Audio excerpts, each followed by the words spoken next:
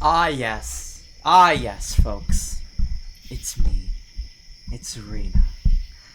Back again with a nighttime reading of Higurashi When They Cry. The perfect bedtime story to keep you awake. Oh man, I hope y'all are doing okay today. I hope you're doing fine, you know?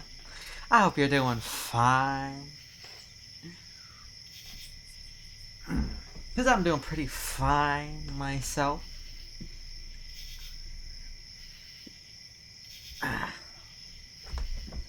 So allow me to go on my little rambles, because I'm going to be rambling here for a little bit before we start the game. You know how it is.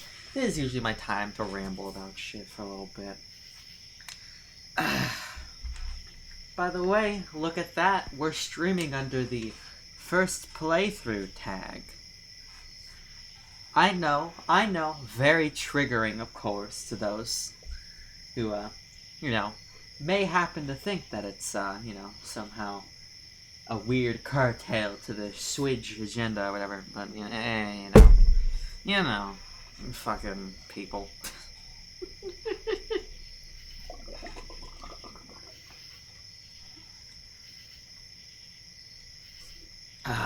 Delicious.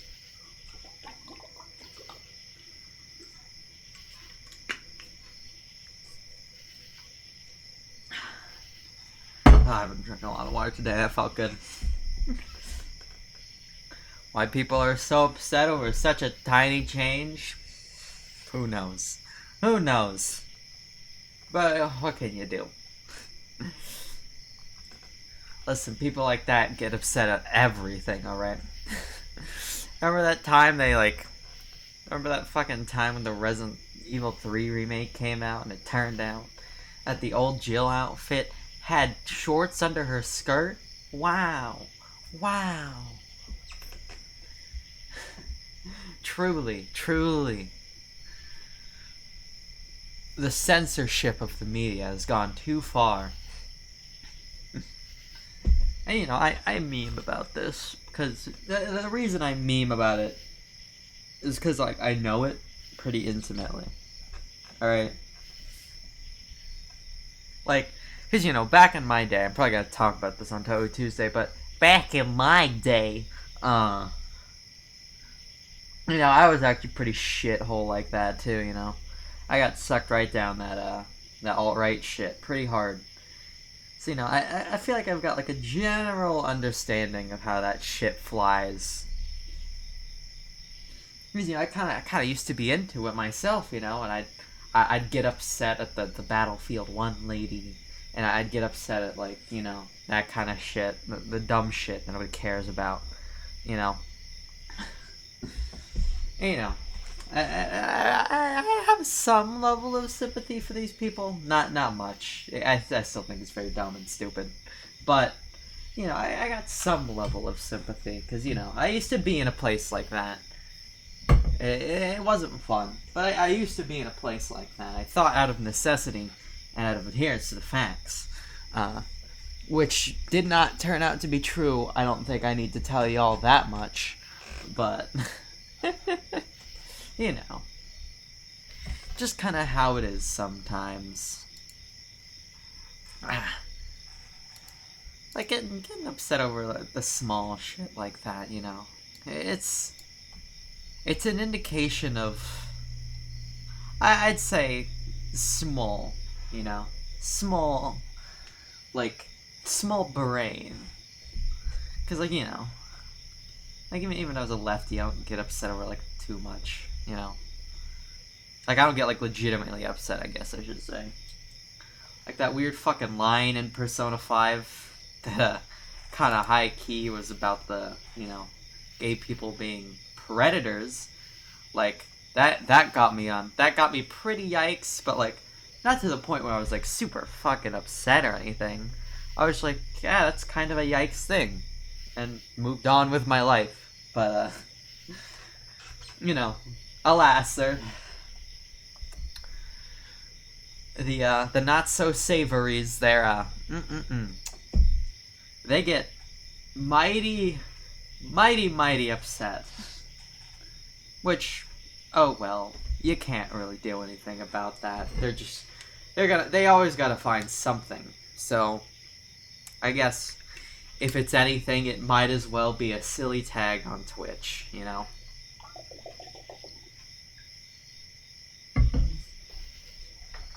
Allow me to shut the lights off for this very spooky game.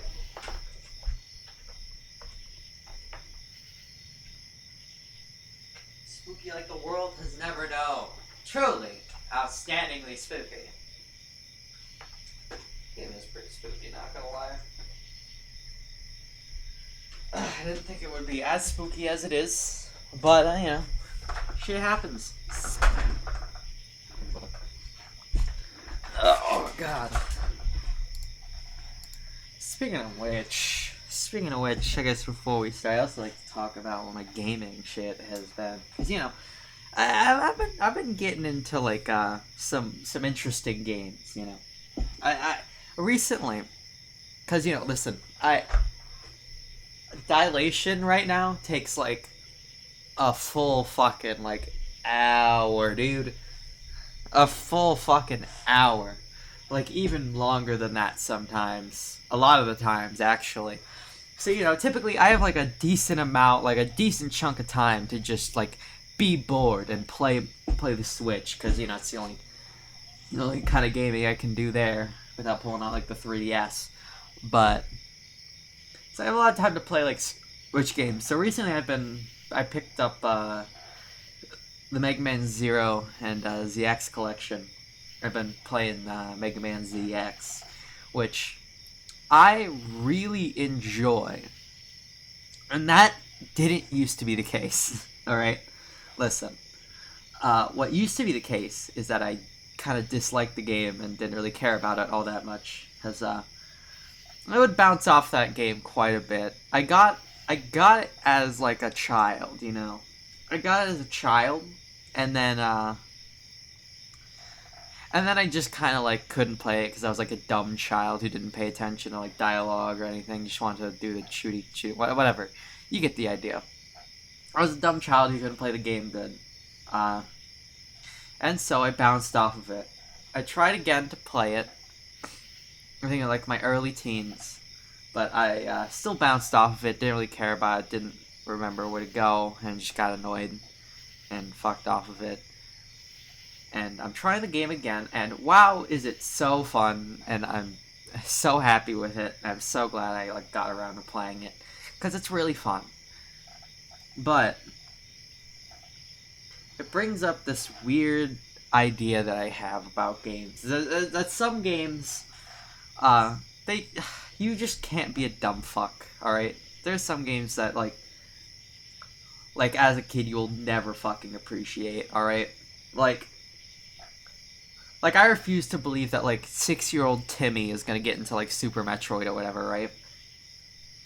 Because, you know, it takes a little more than just enjoying the shooty, to enjoy Metroid and stuff. And that used to be the case. I actually did not used to be a Metroid fan for, like, a good chunk of my life. It's semi-recent. I'd say, like, within the past, like, 5 or 6 years.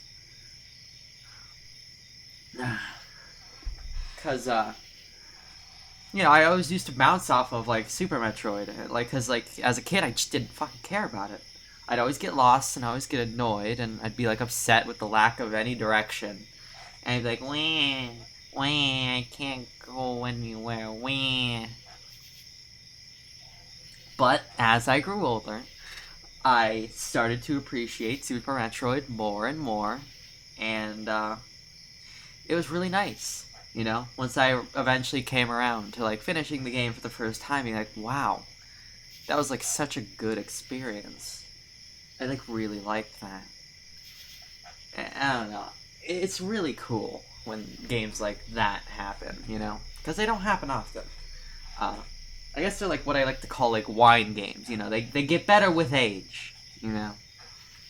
And, you know, like, games like Super Metroid, like, when I replay them, like, later on in life, I just enjoy them more. And I feel like there's a lot of games like that. You know, like, Metroidvanias as a whole are like a wine genre. It's kind of nuts. It's been happening to me with the Castlevania games, because I always used to bounce off of them and think like, oh, the movement's so weird, and I don't like whipping and blah blah blah, whatever. But as I've grown older, I have grown to really appreciate the Castlevania games a lot.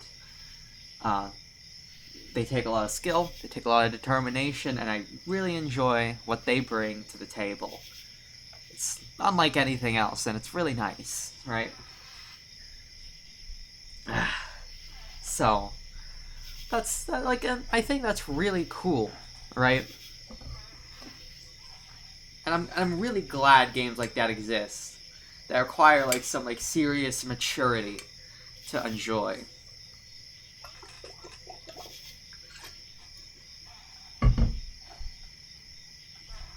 Or at least a decent amount of it.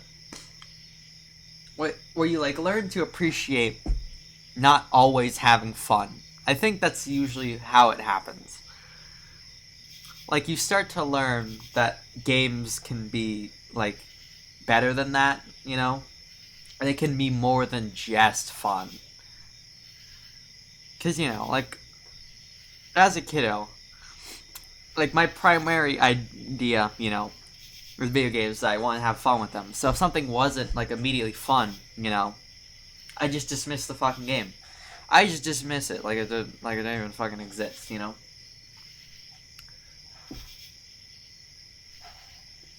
So, and as I've grown older, you know, I've kind of grown to like, you know, I've kind of grown to appreciate games that don't just evoke happiness, and they evoke like other emotions intentionally, you know.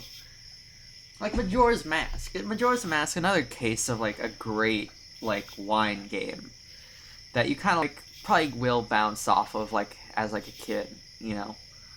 Because you know the time limit, it's really frustrating, it's really annoying.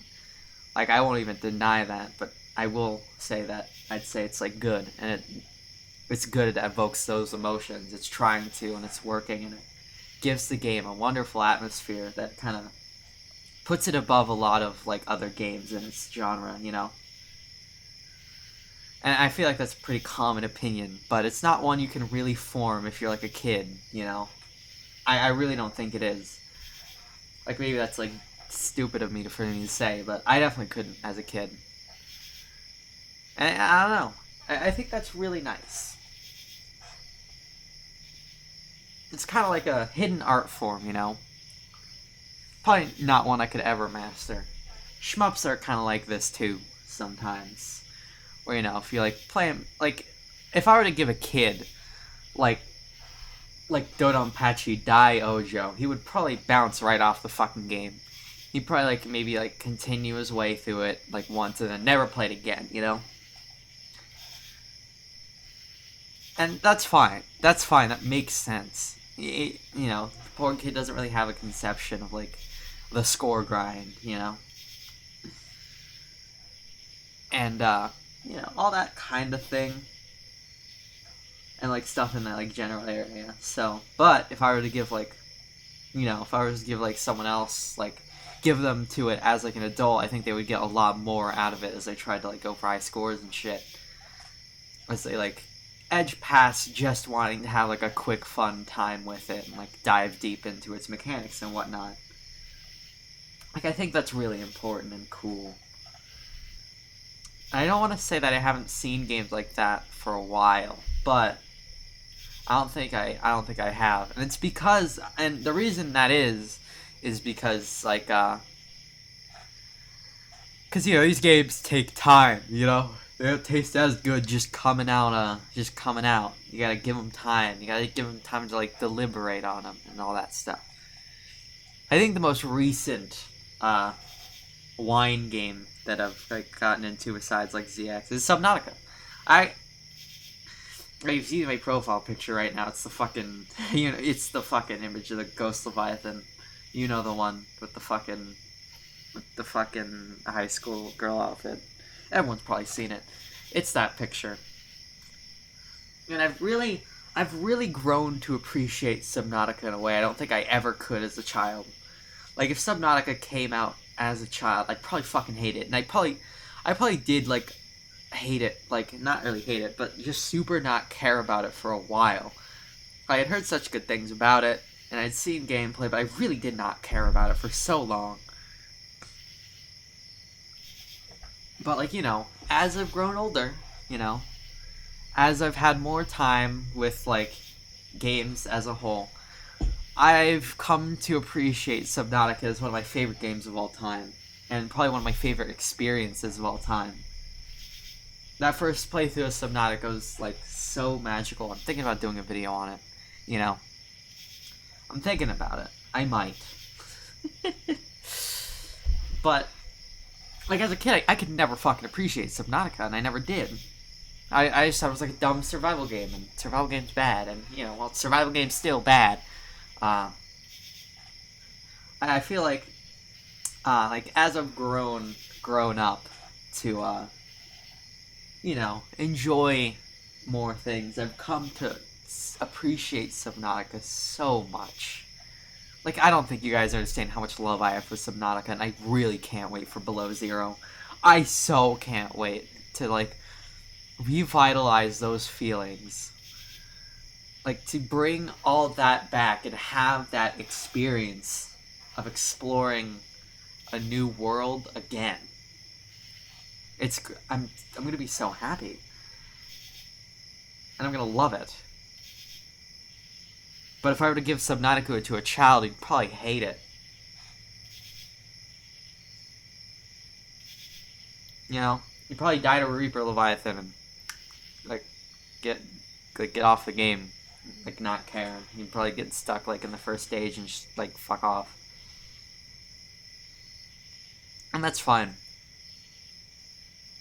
That really is, like, totally fine. This isn't, like, a condemnation of, like, children or anything.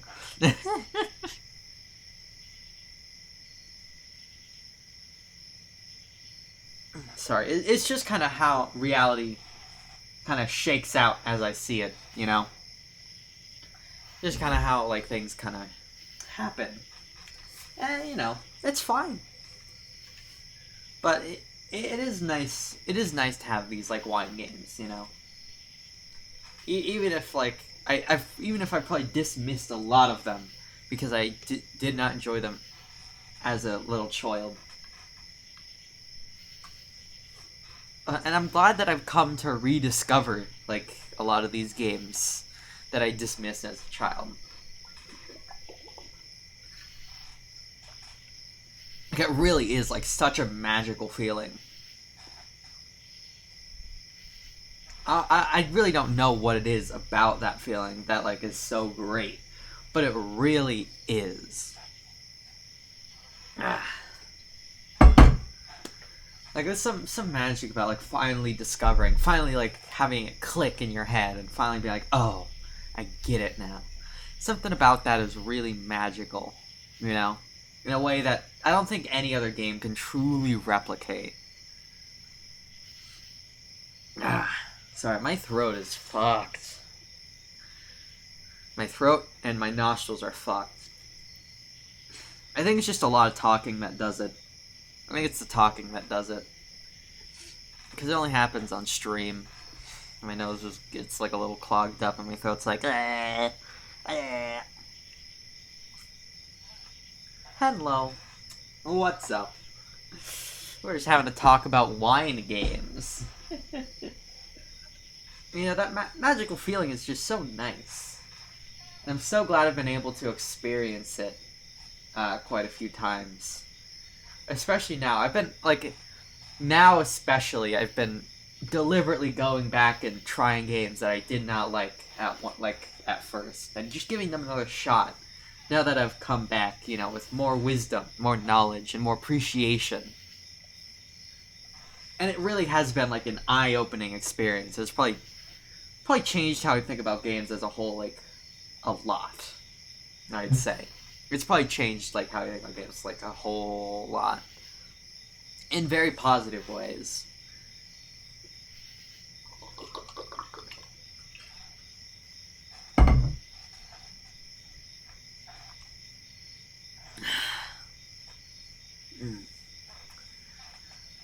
So yeah, that's my long rambling rant about like wine games. Oh man, I didn't even start the game. I've just been talking my ass off. Cause it's fun to talk. I don't really get many streams to just talk. Usually, I gotta do like game commentary and all that shit. And I gotta focus on the game because usually yeah, I think it's okay for me to ramble. Man, maybe I should. I've been thinking about doing like something, or I do just like fucking talk, like a fucking like a weekly podcast or something that I just like record and then put up on the internet. That might be fun. Like nothing like crazy, just like a 2-hour thing that I record every week or whatever and put up on the internet every however. That might be fun to do. Just get all this rambly shit out of the way. So I don't do it like before starting the game every time. Because I have a lot to talk about. I have a lot. Like, I just saw, like, Borderlands, and now I just want to, like, talk about, like, the impact Borderlands, like, as a series has had on me. Like, as a whole. Because it has had such a fucking impact on me. Both positive and negative. Like, Borderlands, like, fucked me up for life, dude.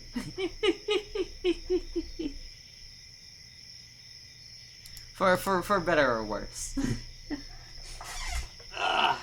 But I won't go on rambling about that. I won't. I promise. I'll save it for another time. I've been sitting here for like 30 minutes talking about wine games. So,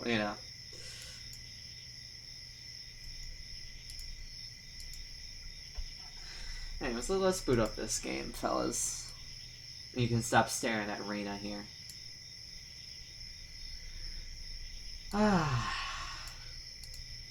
With that out of the way, how's chat?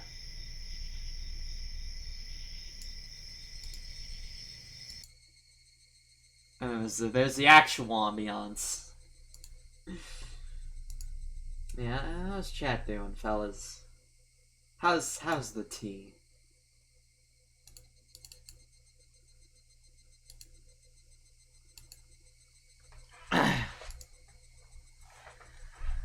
Now I'll actually begin the game. Continue. Load.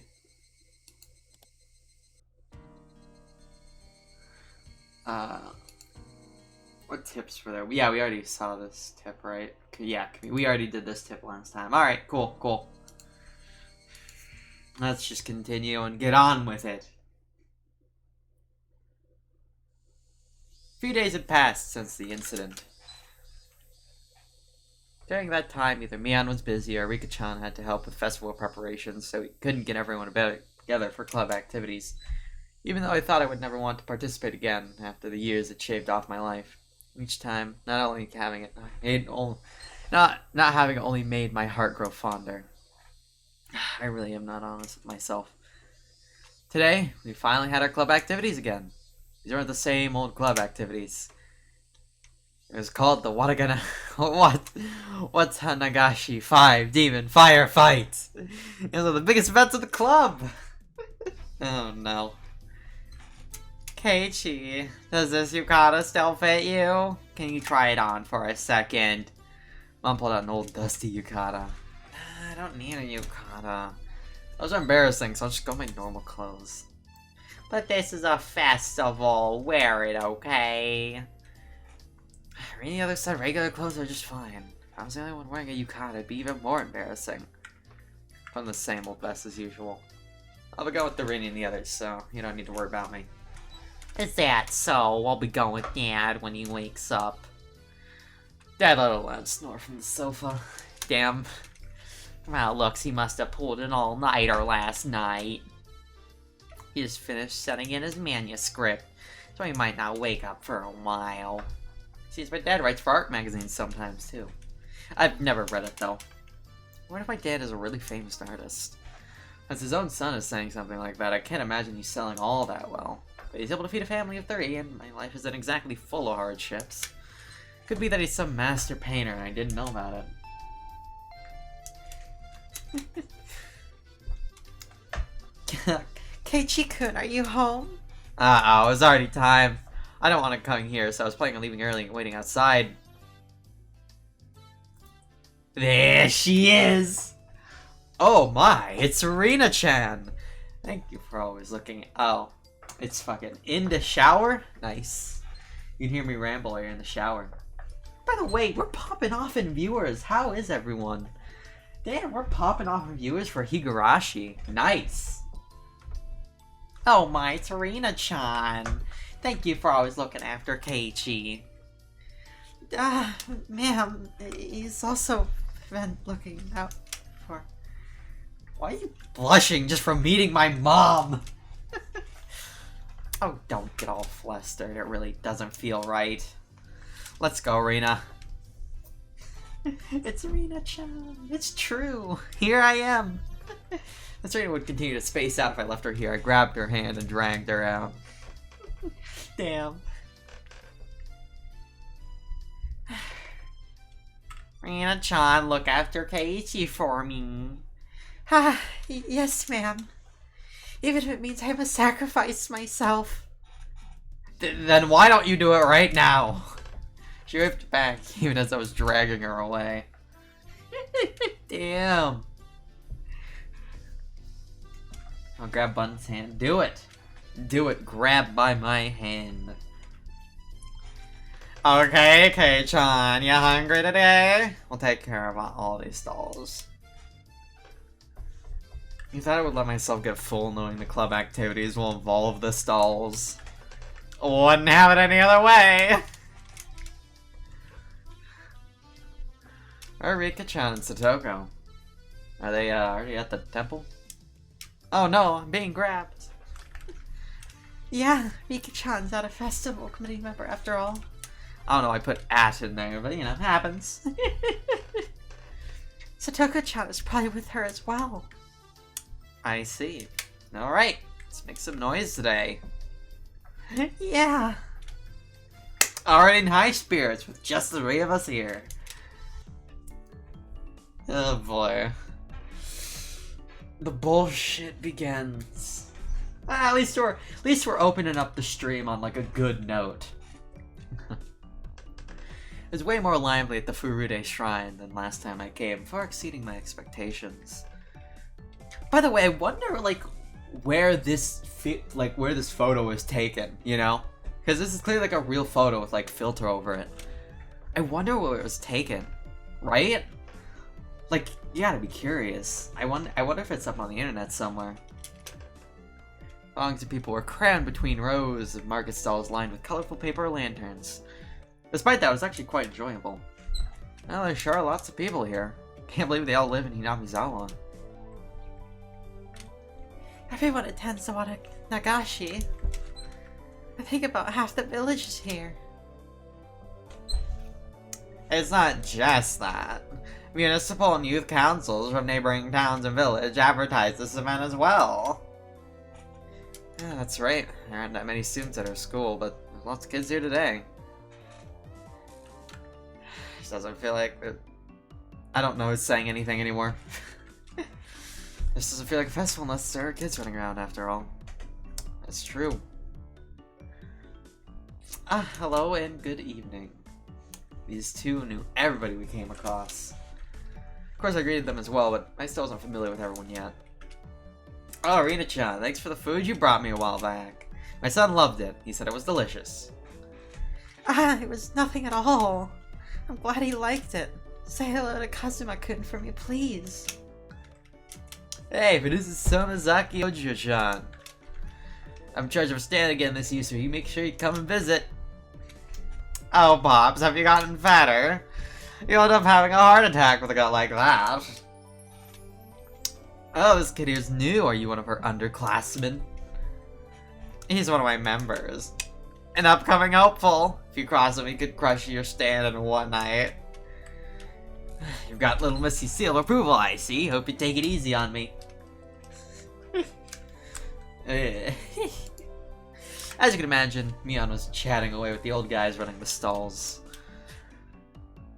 Mi-chan is really energetic after all. She's really popular with the older men. I think Rena's pretty popular too, being cute and all. That was, of course, so long as her little condition didn't flare up. But as long as she's blushing quietly, she's pretty cute.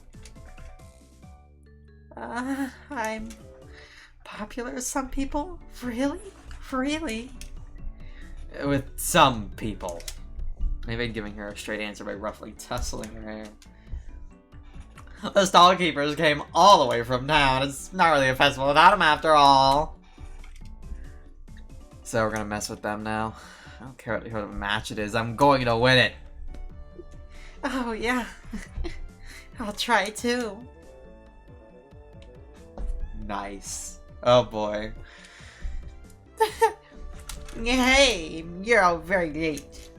It's unacceptable to keep a lady waiting, Keiichi-san. Oh, my bad. So where's this lady I've kept waiting? What did you just say?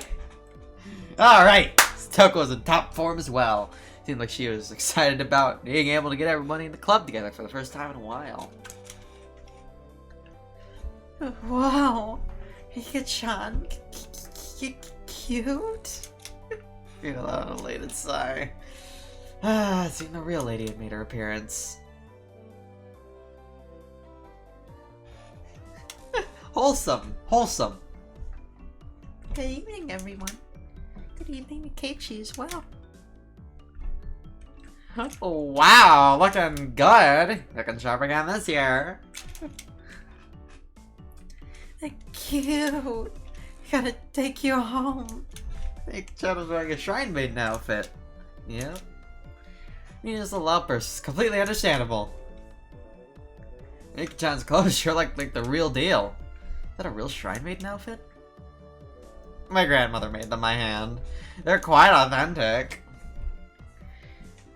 Mika-chan has an important task to do at the end of the festival, so she's wearing this. I see. Mika-chan was on the executive committee because she performed all the Shrine Maiden rituals for the festival. My work is only during the finale of the festival.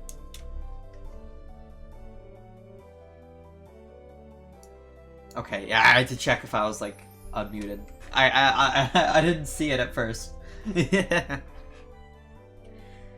So I can still play for a while. But we cannot afford to waste any time. Let us begin. Alright. Felt good to wander around the festival with just the 5 of us. Mian called everyone over to a stand that caught her attention and proposed a rather odd competition. Takoyaki eating race! Everyone has to buy their own. Ready? Go. Stand the vendor stalls. The Takoyaki stand! What was especially standard for these kind of events was the fact that they were simply balls of dough. Takoyaki in name only.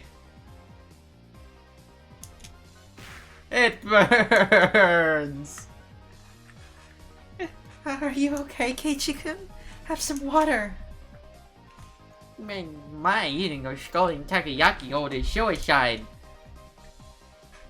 I guess Jug is by the ready-made ones that have been left there for a while. They really don't taste good. Damn, the roast. The stall next to it was a shaved ice stand. It was still a bit too early in the season for that, but right then it didn't matter. Let's do shaved ice this time. It's a shaved ice eating race. Ready, go. Shaved ice eating race? I can't. As long as you can melt it a bit with your body heat, then. It's so cold. And not smart. This old man ordered it with plenty of syrup. It'll melt quickly when it's mixed up. Man, those stooges were too late. When they chose to tackle it head on, it was a downfall. Finished. Kei-chan is done? That was too fast. It couldn't be. Keiichi, you didn't out of water from the goldfish tank behind you, did you? It can't taste very good.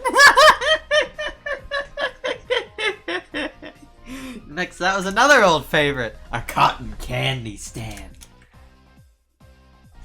Why don't we do this one next? Of course it's a speed eating contest. Hey, how do you eat cotton candy quickly? How? On Satoko's mark, Mion, Satoko, and I compress the cotton candy with our bare hands. The time it took to stick the whole thing in our mouths? 3 seconds.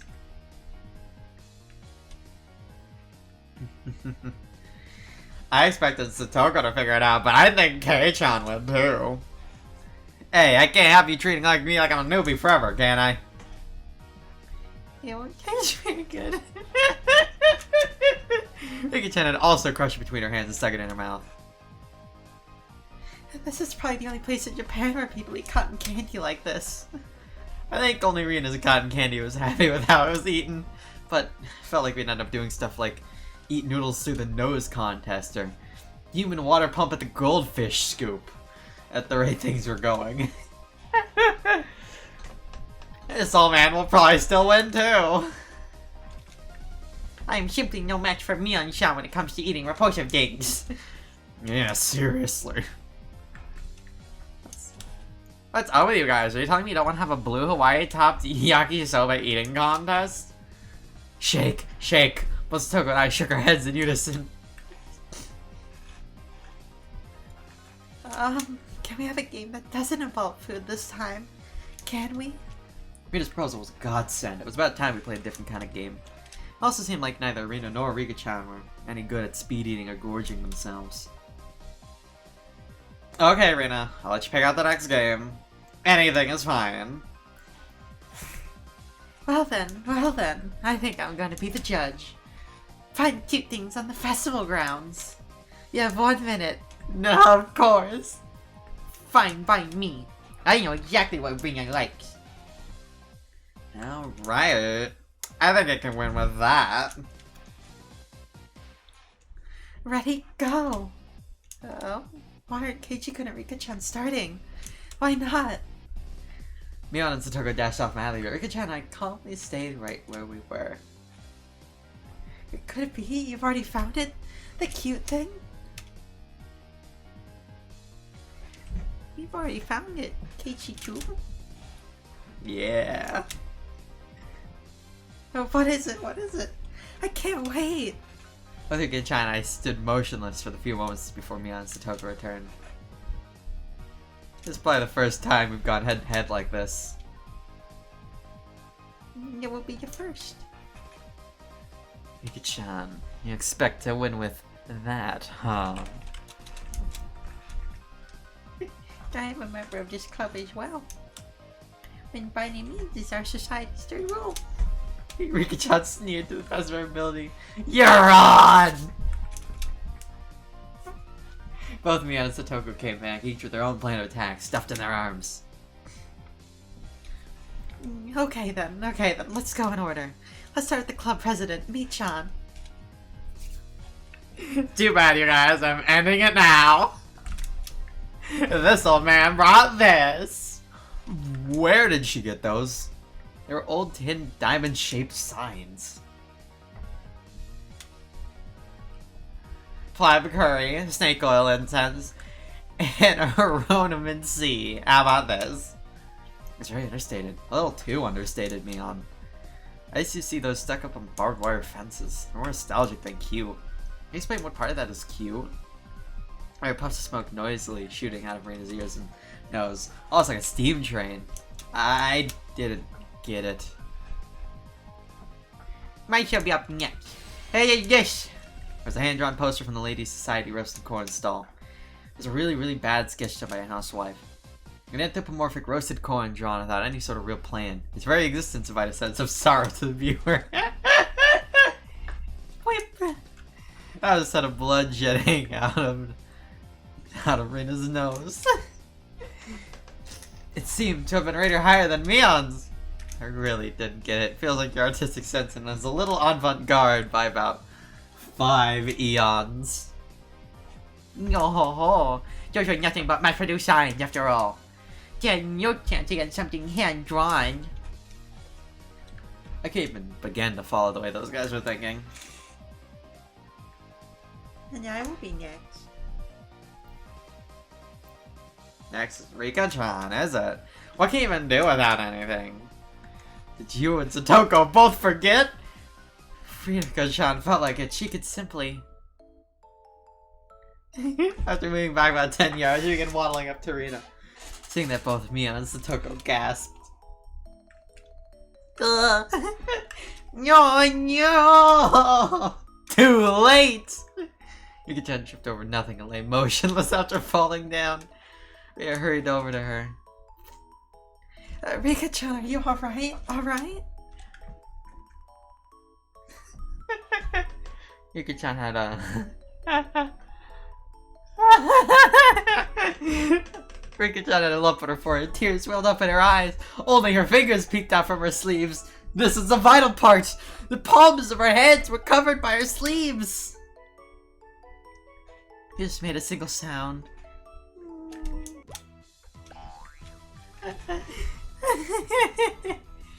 Oh, cute.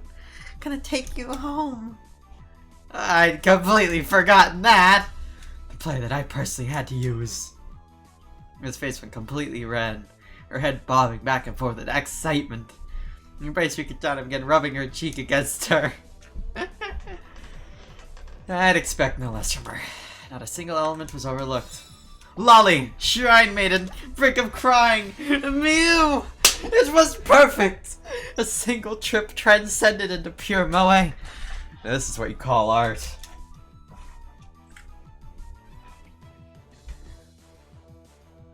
K-chan has a pretty weird definition of art. I'll just pretend the sharp sting of those words cutting through me like a razor was a figment of my imagination. Rika-chan turned her gaze to me with a daunting smile as she was caressed by Rena, who was in full cute mode. No, Keiichi, can you beat me? That cold smile is frightening, Rika-chan. It might just be my imagination, but I see a demon inside her sometimes.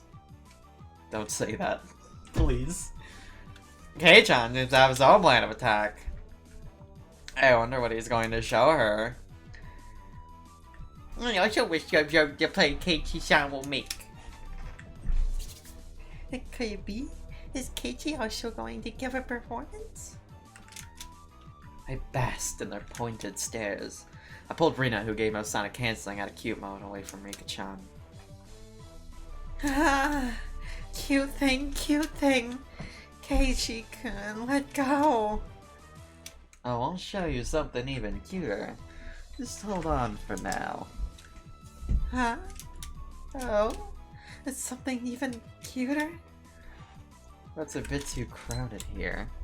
Just go back there. He looked very surprised I pulled her behind the shrine. I can't fathom what Keiichi-san could possibly be planning. This is Kei-chan after all. No, it couldn't be. Keep on fighting, yeah. After a bit I returned. But after that, so did Rena, dragging her feet. There's no way that scoundrel Kei-chan did something to innocent little Rena! And Satoko passed by me, heading straight to Rena. What exactly did he do to you? For a moment, Rena was too dazed to realize someone was talking to her. Oh, it's me-chan. No, Rena, are you alright? Did Kei-chan do anything to me? Do you? Oh, no. No, he didn't do anything strange to me. This is quite severe. Exactly what did Kei-chan show you? It was so cute. Cute? What did he show you, Rena? Rena let a really long eyes sparkled as she spoke. A furry little seal! Lamp! Lamp! Blink of an eye, Mion Satoko's elbow smashed into my face. Uh-huh. What? You're showing something, Rena, so dirty! You sick pervert! I shall have you pee into oblivion! Well, wait, you got it all wrong! Dark billowing flowed from Mion and Satoko. It was no good. They're gonna kill me! Mii-chan, I'm not sure what's going on, but you've got it all wrong. It's Ikechi-kun had... It's your first Yule keychain. Rika-chan stuck her hand in my pocket and pulled out my keychain. He said he made it long ago from one of his summer school assignments. He said it doesn't show it other often because it's embarrassing. Yeah, so small and cute. He tried his best to make it. It's so wonderful. Oh, ow! This old man thought you meant it was Keiichi's cute little fur seal. No, I expect nothing less of Mian-san. You misconstrue things in the wildest ways. They sung insults at each other and looked like they were ready to tear into each other at any second. I beg of you. If I'm in the clear, would you mind getting off of me? You're interrupted by the flash of a camera. Hey guys, you all seem energetic as usual. It is Tomotage-san! As I lay crumpled on the ground, Mion and Satoko continued to bicker above me. Rika-chan was patting me on the head, and Rena was still in cute mode. It's probably quite a lively scene. Why, it's a fine evening indeed, or it's a rather poor etiquette to photograph a lady without your permission. That's right, at least you don't really need Satoko's permission.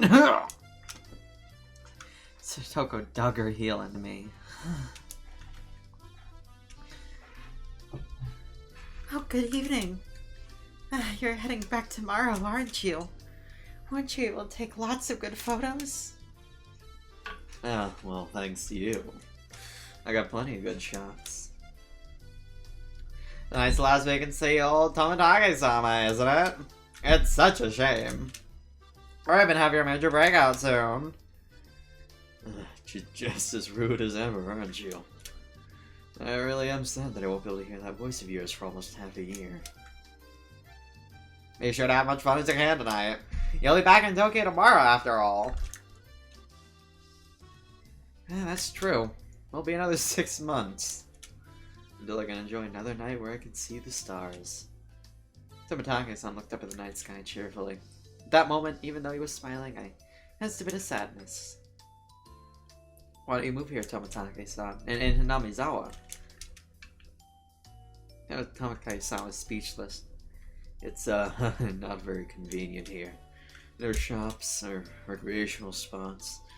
There might not be anything really here, but, you know. I never knew what I was trying to say. Tomotage-san was also well aware. So Rena, Mion, Satoko, and Rika-chan, none of them butted in. I've only been here for less than a month, so I don't really know everything about it. You're only a really talkative guy, but in situations like this, I'm at a loss for words. Even though this was all happening in such a boisterous setting, I felt like all the background noise was fading into the distance. This place is probably... Tomotage-san stood his hand right gently, silencing me. Thank you. Keiichi-kun, Mion-chan and Rena-chan, Satoko-chan and Rika-chan. Tomotage-san's smile was so slight it looked as if it was going to crumble at any moment. But it was warm. I also think it would be great if I could live here. Those might have been cruel words coming from a kid who didn't need to worry about working to feed himself. And touched my back. It was Rena. Keiichi-kun, you shouldn't pick on adults. It's not nice. Background clamor of the festival returned.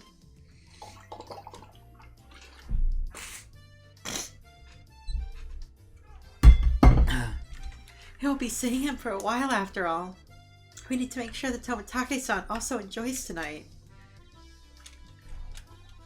Rena smiled, the mood instantly got brighter. That's true. I think I'll do just that. Ah, hey Mii-chan, how about it? Can we let Tomotage-san in our club activities? That's a great idea. Or so I thought, but Mian had a snobbish look on her face. One of the requirements for membership is resident Hinamizawa, you see. Oh, come on, Johnny-chan, just for today. Don't be mean.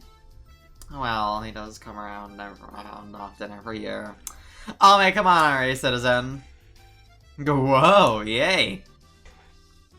Now then, what if this age fellow passes prime will be a match for me? My time shows the witness I'm a mature adult. Yeah, can you keep up with his youngins? Taki-san stepped back slightly at audacious grins. I, Mion Sonozaki, club president, do hereby authorize honorary citizen Tomatake's entry into our club. Words are quickly drowned out by our cheers. Ooh, what do you mean by club? What our club does, you see, in order to cope with our complicated society, we perform various activities with various rules. Sometimes they're in your favor, and sometimes they work against you. This again. I'm pretty weak, so I'd prefer you Don't single me out, let's try to get along. They're fucking... If you wish to mock our childish games, then this would be the perfect opportunity. We'll leave you with nothing. We won't even leave the hairs on your butt. So, it's a club where we play games together. Of course, Rika-chan was the only one to give an answer that made sense. Alright, just what I wanted. I'll take you up on that challenge. Don't be too rough on me, my mentors. Tomitake-san got riled up and did a victory pose like he was 10 years younger! That's perfect! Continued walking through the festival with Mion in front. Now it looked like family of 6. It had some intensity to it. Same rule as always. The loser will, of course, be subject to a penalty. Tomitake-san was a bit surprised, but to us it was just the same as always. Regardless of how terrible a penalty it was. Just don't lose. Rita was also brimming with determination. She didn't have any intention of losing. Well, that's true. He tussled Rena's hair to lighten the mood. She giggled to hide her embarrassment. I see. This is what it means to feel like a kid again. Tomitake-san whispered that to no one in particular. At that moment, we heard an old man call out in a strong voice. Looking over, we realized it was the man Mion had greeted right before the festival. You're here, little Miss Sonozaki. Seems like you brought quite the crowd. We came to eradicate your entire stall.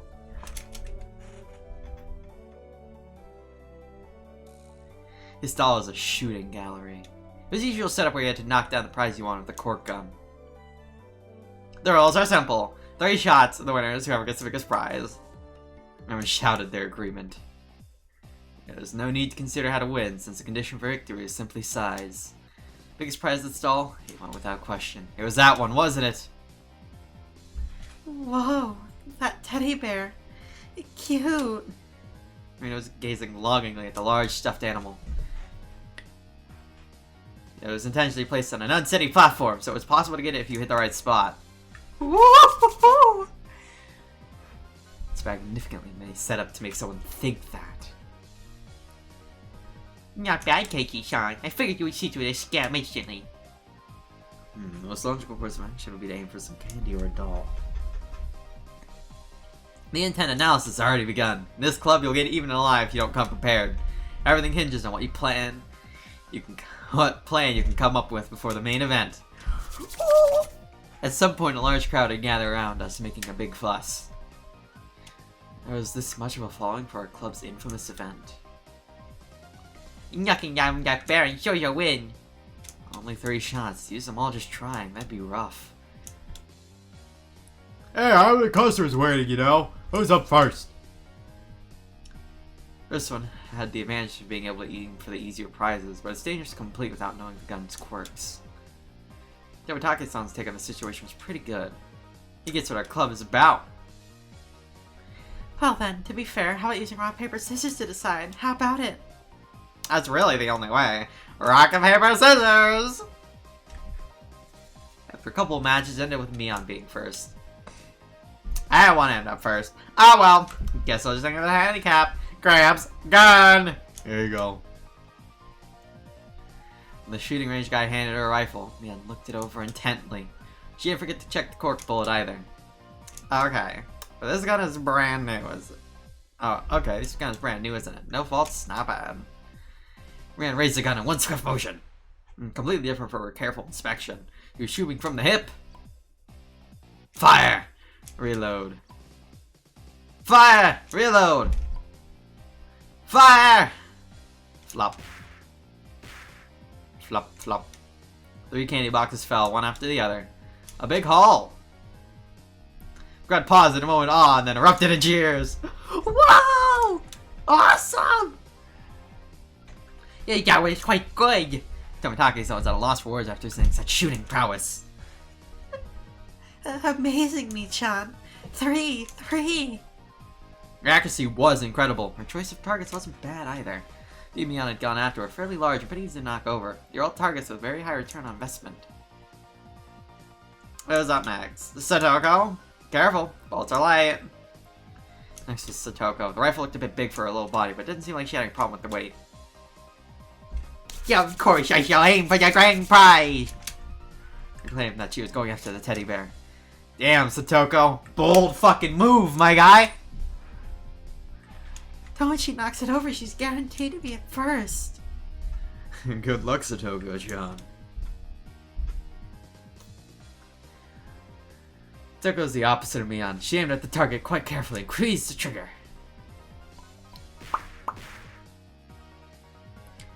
These bolts are too light! First 2 bolts struck the bear in the torso, but only shifted a bit. You need to aim higher towards the head or it won't work. Satoko's third bullet was aimed at the bear with the candy box below its arm. I hate to say it, but it appears the bear is just too much for me.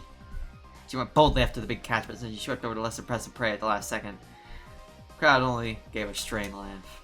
And that because she lacked courage? These fools know nothing. A fine attempt, Satoko. You've gotten better.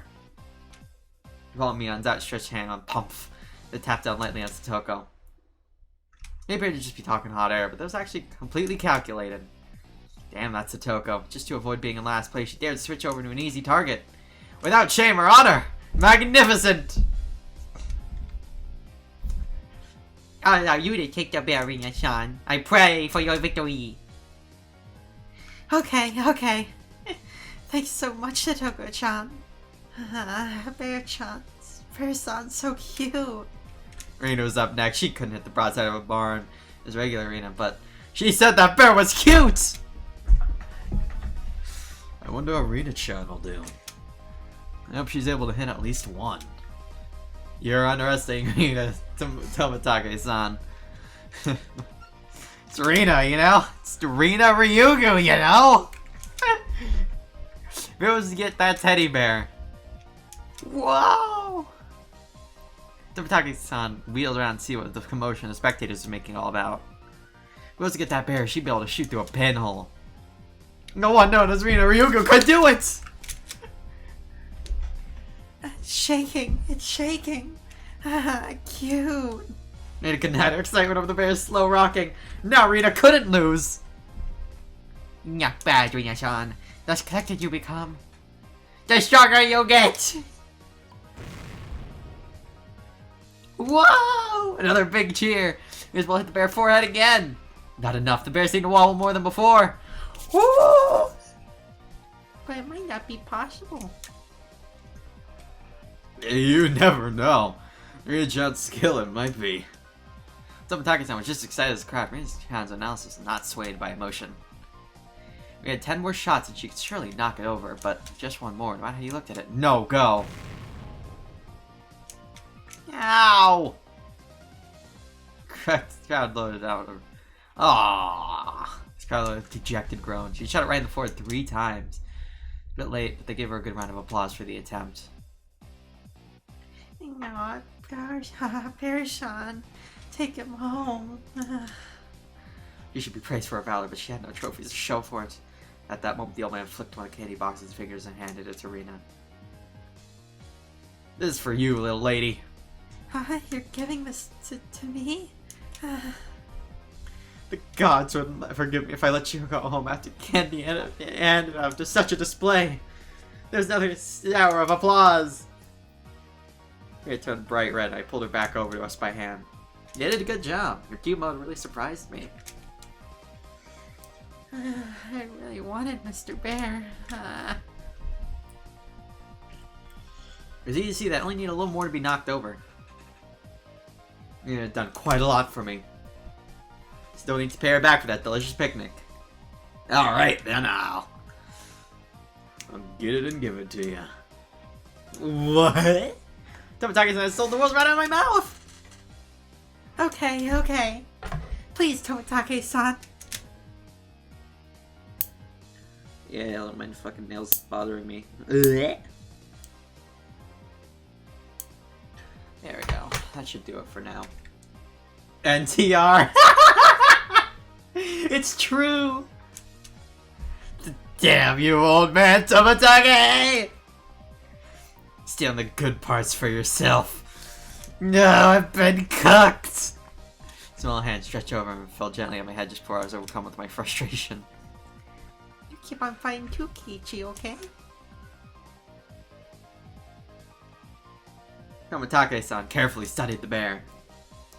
Setting his heights, he shouldered the rifle while holding the other two shots in his hand. Huh. Why is he doing that? Yeah, no doubt. Tomitake-san is aiming for... Pwop. Pwop. Pwop. Time machine shots was short.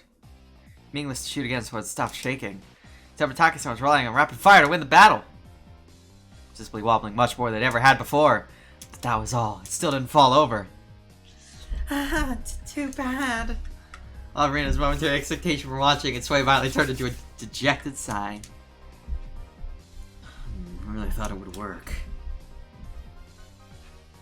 No ho ho, it seems that since you're a man, you will not be receiving any candy. That was it. Meant Tomitake had no spoils of war! So, okay, Rika-chan could just shoot down a small easy prize and avoid being dead last.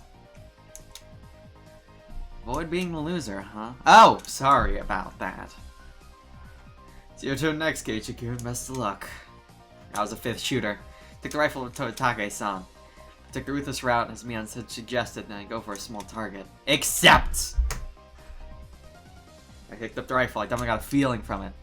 It was burning passion! Passed down to me by Tomitake-san. The regret of not being man enough to fell the bear that Rena wanted. Yes, that's right. Find a name for the bear. Then I wouldn't be a man! After all, that was my promise to Rena. Glasses adjust. Huh? Well, what promise? What? To shoot down that bear. Then give it to Rena. That one. You mean... The crowd went wild when they saw our conversation. Woo! Cool, Oni-chan! You got balls, man! That's not it, fine men of the crowd. If I didn't do this, then Rena might mug the old man running the stall on his way home. No, that's not it. That's not it at all. Why can't I just express my honest feelings? Keiichi-chan surely talks the talk, but how do you actually intend to bring down the bear? Me and Tomitake-san's shots did make it tilt a bit, but I think finishing the job will be difficult. Keiichi-kun. Only there was some way to shoot fast. I feel a pound of power in the sway from each hit. Good luck, Keiichi-kun!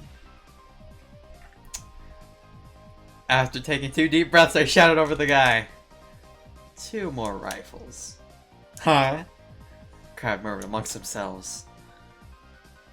I wonder what Keiichi-san is up to.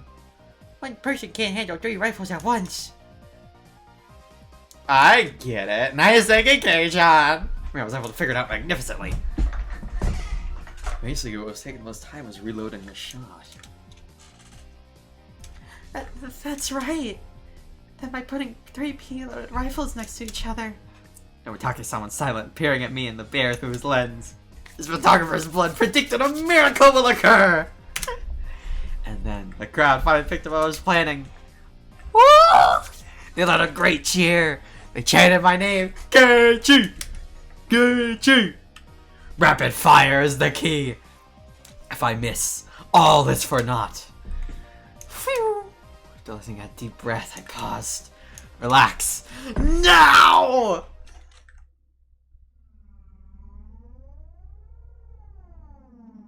That moment, it felt like time itself had stopped. I could see the trajectory of the bullets. Hit it and knock it down. The first shot hit the bear on its head. The second one. The third! Bear swayed hard and then...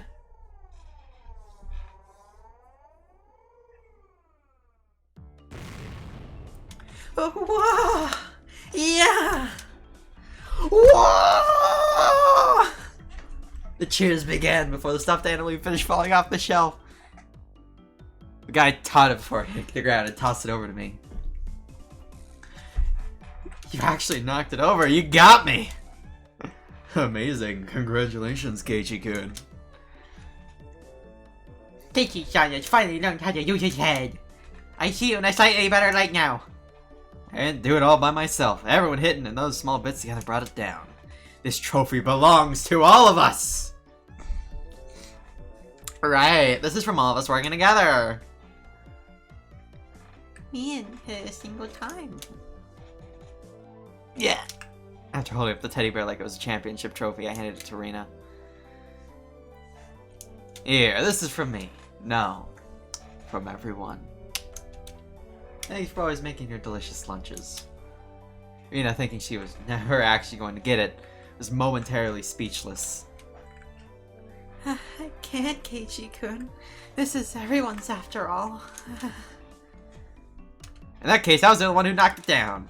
And it's mine. It's mine, so I'm giving it to Rena. Pushed the stuffed animal towards her again. This time she embraced it and accepted it. Watched out for me ever since I moved here, after all. I'm really grateful, you see. Thanks a lot.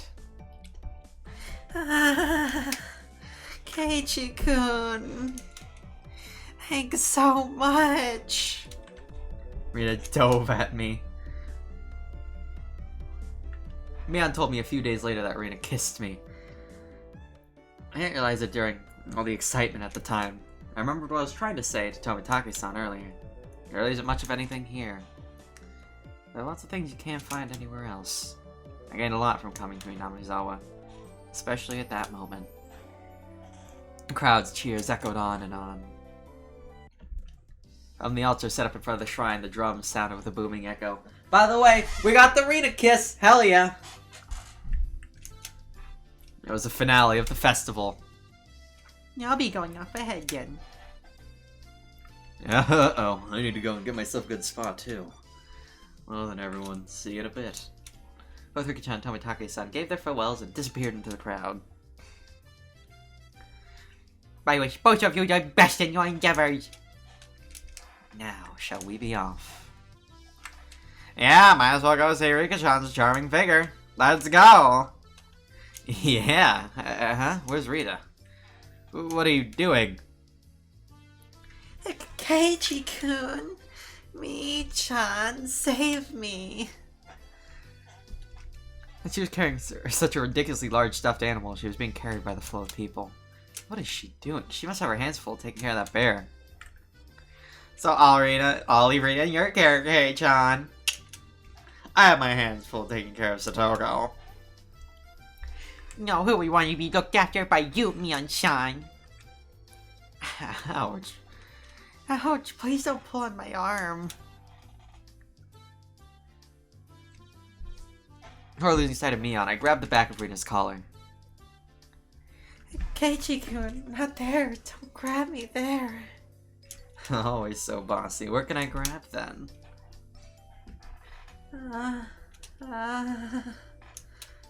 I didn't feel ashamed at all. Rita was ashamed enough for the both of us.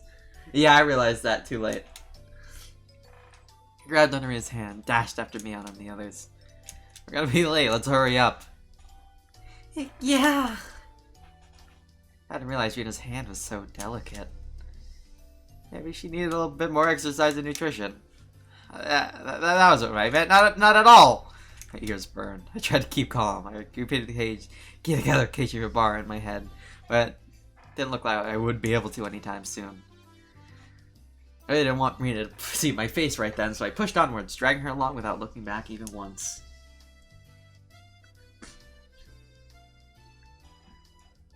Hey, I'm reading this live, alright? Give me a break, alright? This is one take gang, alright? Get out of here. There was already a huge group of people gathered at the altar in front of the shrine. The fire at the altar made it as bright as midday and just as hot. There's a pile of futons hoarded with sanctified rope in front of the altar. Come to think of it, they did say it was a festival where they did something with the cotton and the futons. Keiichi-san! Rena-san! We're over here! Sakoko waved her hand in front of the front row. Ah, sorry. Making our way through the mass of people, we reached the spot they'd saved. How was it? Were you able to have a little bit of excitement with Rena? You punk! So that was your plan! So replying, Mion gave us a perverse grin. How was it, Rena? Was Kei-chan's hand bigger than you thought it would be?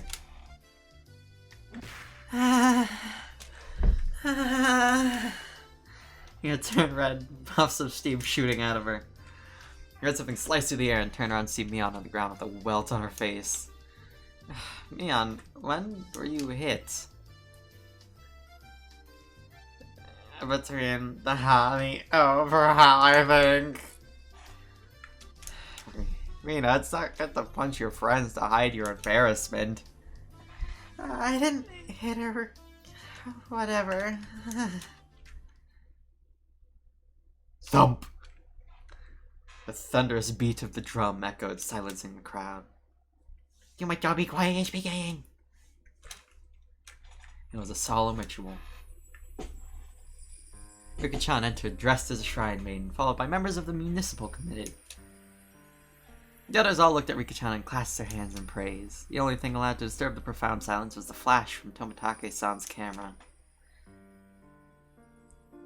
What's the big thing Rika-chan's holding?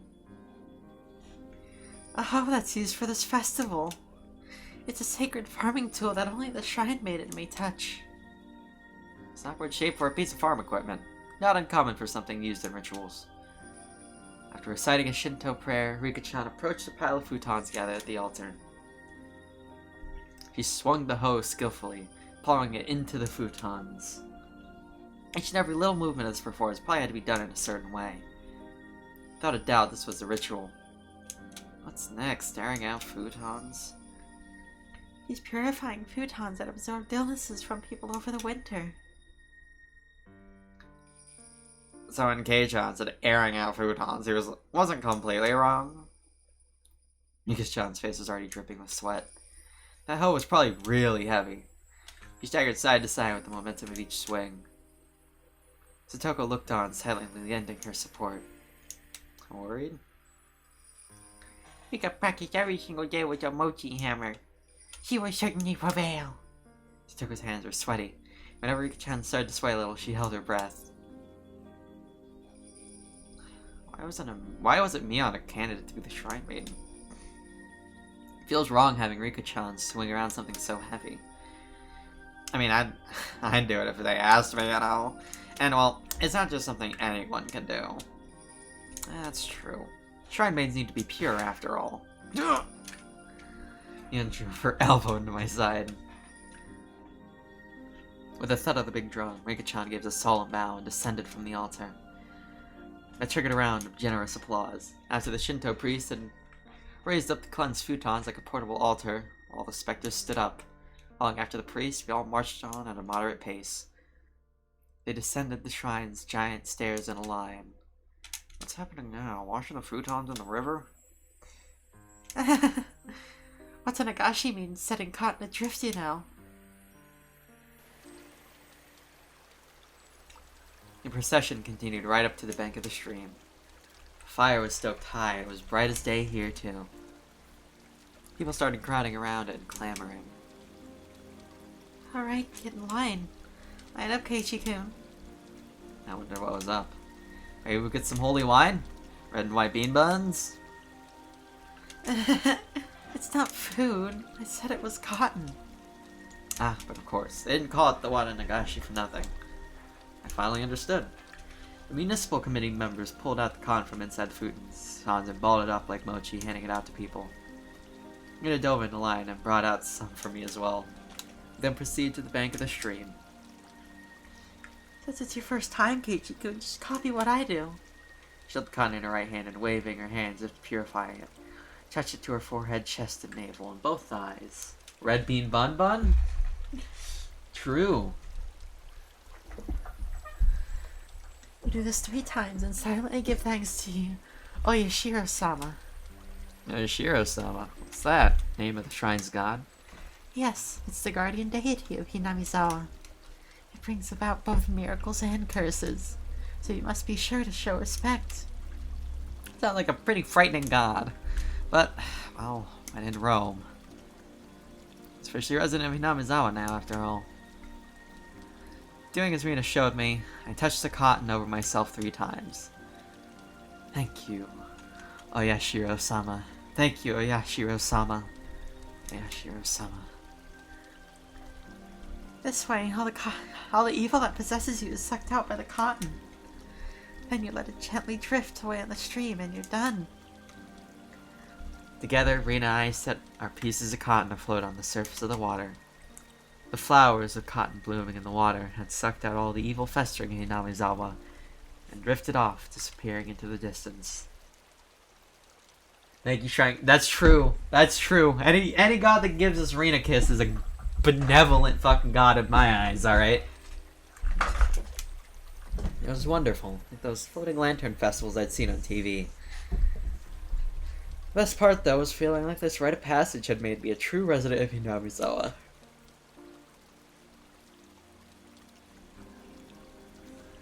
Just wait. Oh, I know. I know. Don't worry. Listen, let me have this while I have it, okay? While staring off in the stream, I somehow got separated from Rena. No! I wasn't very lonely, though. I knew this place now.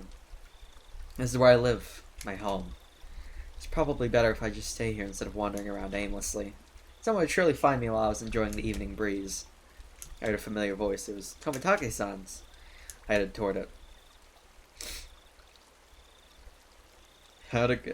No, fuck. How'd it go, Tomitake-san? Were you able to get some good shots? Yeah, fortunately. Tomitake-san. Seeing at the Twitch stream, I lose track arena. Truly, truly. Ah, don't worry, Facecam will be coming back. Tomitake-san was with a girl. Felt a little like I was intruding. How was it, Keiichi-kun? You enjoy the festival? From the way she spoke, it seemed like she was a resident of Hinamizawa. Buncam, it's true. I really should try harder to remember people's faces here. What was her name? Well, it was fun. My face was giving away how desperately I was trying to remember her name because she gave a lighthearted chuckle. It's probably because it hasn't been long since you moved here. It's pretty hard to believe seeing how friendly you've gotten with the other kids. That's how it looked, and it was probably all thanks to Rena and me on. Perhaps you feel more like a resident of the Hinamizawa after taking part in the festival today? I wonder about that. Oh, that's not like you. I tried to get used to Hinamizawa, but there's still plenty of things I didn't know. The faces of people I'd met, for example. Things that happened in the past as well.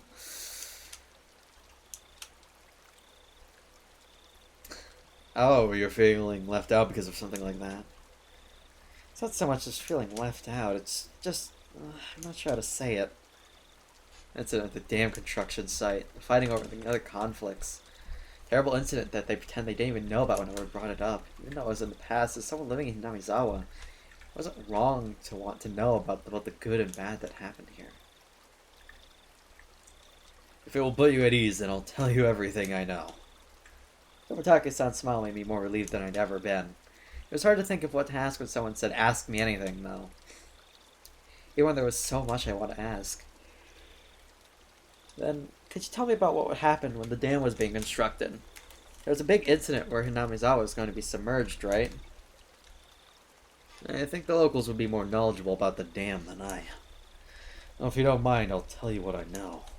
It's only what I read in the newspaper, though. Mitake-san's eyes entered an unfocused gaze that he searched through his memory. Then he spoke. The decision to start the dam project was finalized 7 or 8 years ago. I heard it was the next major project after Kurobe. There were 3 major issues in Japan at that time. Improving inter-island transportation infrastructure, meeting the higher demand for electricity, and flood control. There was a boom of dam building due to the massive economic stimulus they provided, on top of generating electricity and flood control. Hinamizawa had the right conditions to support dam construction, so it was singled out. The dam reservoir would have covered quite a lot of ground when it was completed. The entire area, right up to Yagoichi.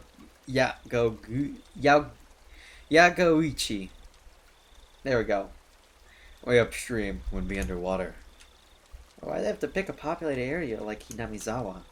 Couldn't they have picked instead a place where nobody lived? I'm not really sure why, but I heard that was just the right terrain for building a dam. Of course, there were protests here at Hinamizawa.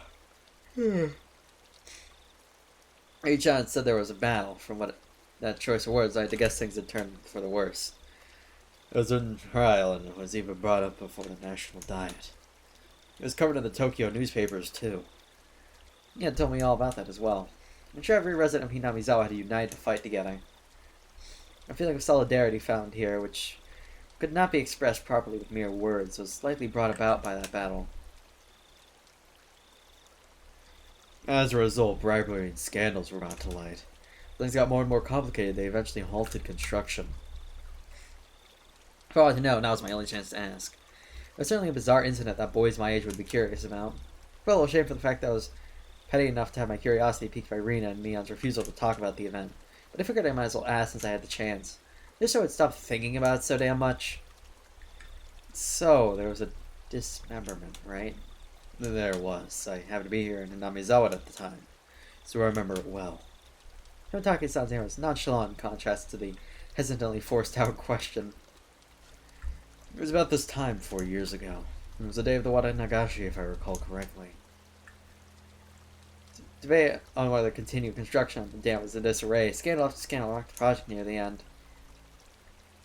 The incident that was a final nail in the coffin for the dam project. By the dam construction ended in a victim being murdered. During prosecution, the 6 assailants divided the remains into 6 pieces and each hid one. The 6 criminals turned themselves in out of guilt, but one was still on the run. The right arm he had hidden had yet to be found. The major details lined up with that was in the tabloid I read earlier. So it was a tragic issue, but it wasn't so terrible that Rena and Mion needed to hide it from me. Guess they didn't want someone who moved in just here to have a negative impression of Hinamizawa. I felt grateful for having friends who worried about so much about me, as well as shame for still being so interested in it. It was near the end of all the trouble with the dam, you see, so everyone was saying that was Oyashiro-sama's curse. Oyashiro-sama's curse, huh? Oyashiro-sama is the name of the god of the shrine who had held the festival today, if I recall correctly. I see. The guardian deity rained divine punishment down on the evil dam construction for trying to flood Hinamizawa. Apparently the younger ones didn't think so, but it seems the elderly in the village never doubted that was Oyashiro-sama's curse. Tomitake-san said with a mischievous chuckle. Tomitake-san began laughing with her. It was so infectious I ended up laughing as well. But I wonder about now. There are quite a few, I think. Amongst the youth, too. A few what? People who believe in Oyashiro-sama's curse. The one's lips were still curled into a smile, but her expression turned stern. Then after that, it continued every year. Always around this time. Continued? What continued?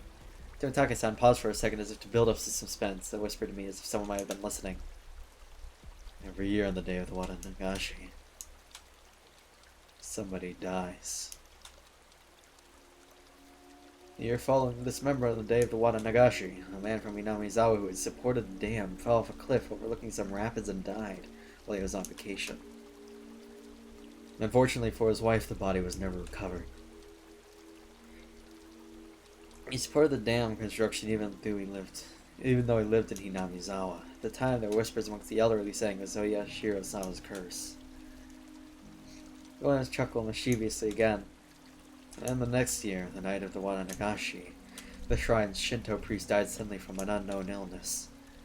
His wife drowned herself in the bog that night. Shrine's Shinto priest? You mean he was from the shrine here? The woman nodded.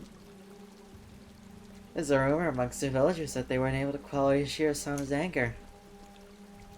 Then the year after that, again on the night of the Wada Nagashi, they discovered the battered body of a local housewife. Housewife? Up until now, these mysterious deaths were people involved in the dam or in connection with Oyashiro-sama. With that in mind, could the housewife have been involved in some way too? Exactly, the one stated shyly. No, it was more menacingly. One of the victim's relatives, you see, was connected to the younger brother of the dam supporter who fell to his death 2 years before. The younger brother's still alive, it seems, but it did bother him quite a bit, so he moved to a neighboring town. While I stood there with my mouth agape, battle over dam construction with Hinamizawa's future at stake, and the murder at the center of it all. That was all I knew, and that was all I wanted to ask about, but that wasn't all there was to the story. Homicide, body disposal, accidental deaths, terminal illness, suicide, fatal beatings. I'm a pretty level-headed person. I don't really want to believe in curses, but the freakish deaths that happen every year on the day of the Wada Nagashi, and all of them were related to dam construction. It was easy to dismiss each of them as coincidences by themselves, but when you put them all together, dismissing all of them as coincidence would then defy logic.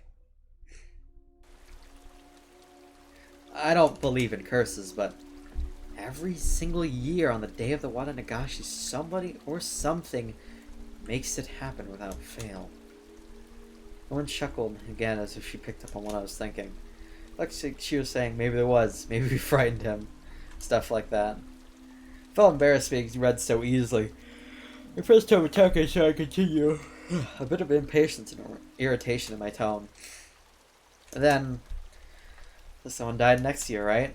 What was it that time? I wonder. Who do you think, Eiichi-kun?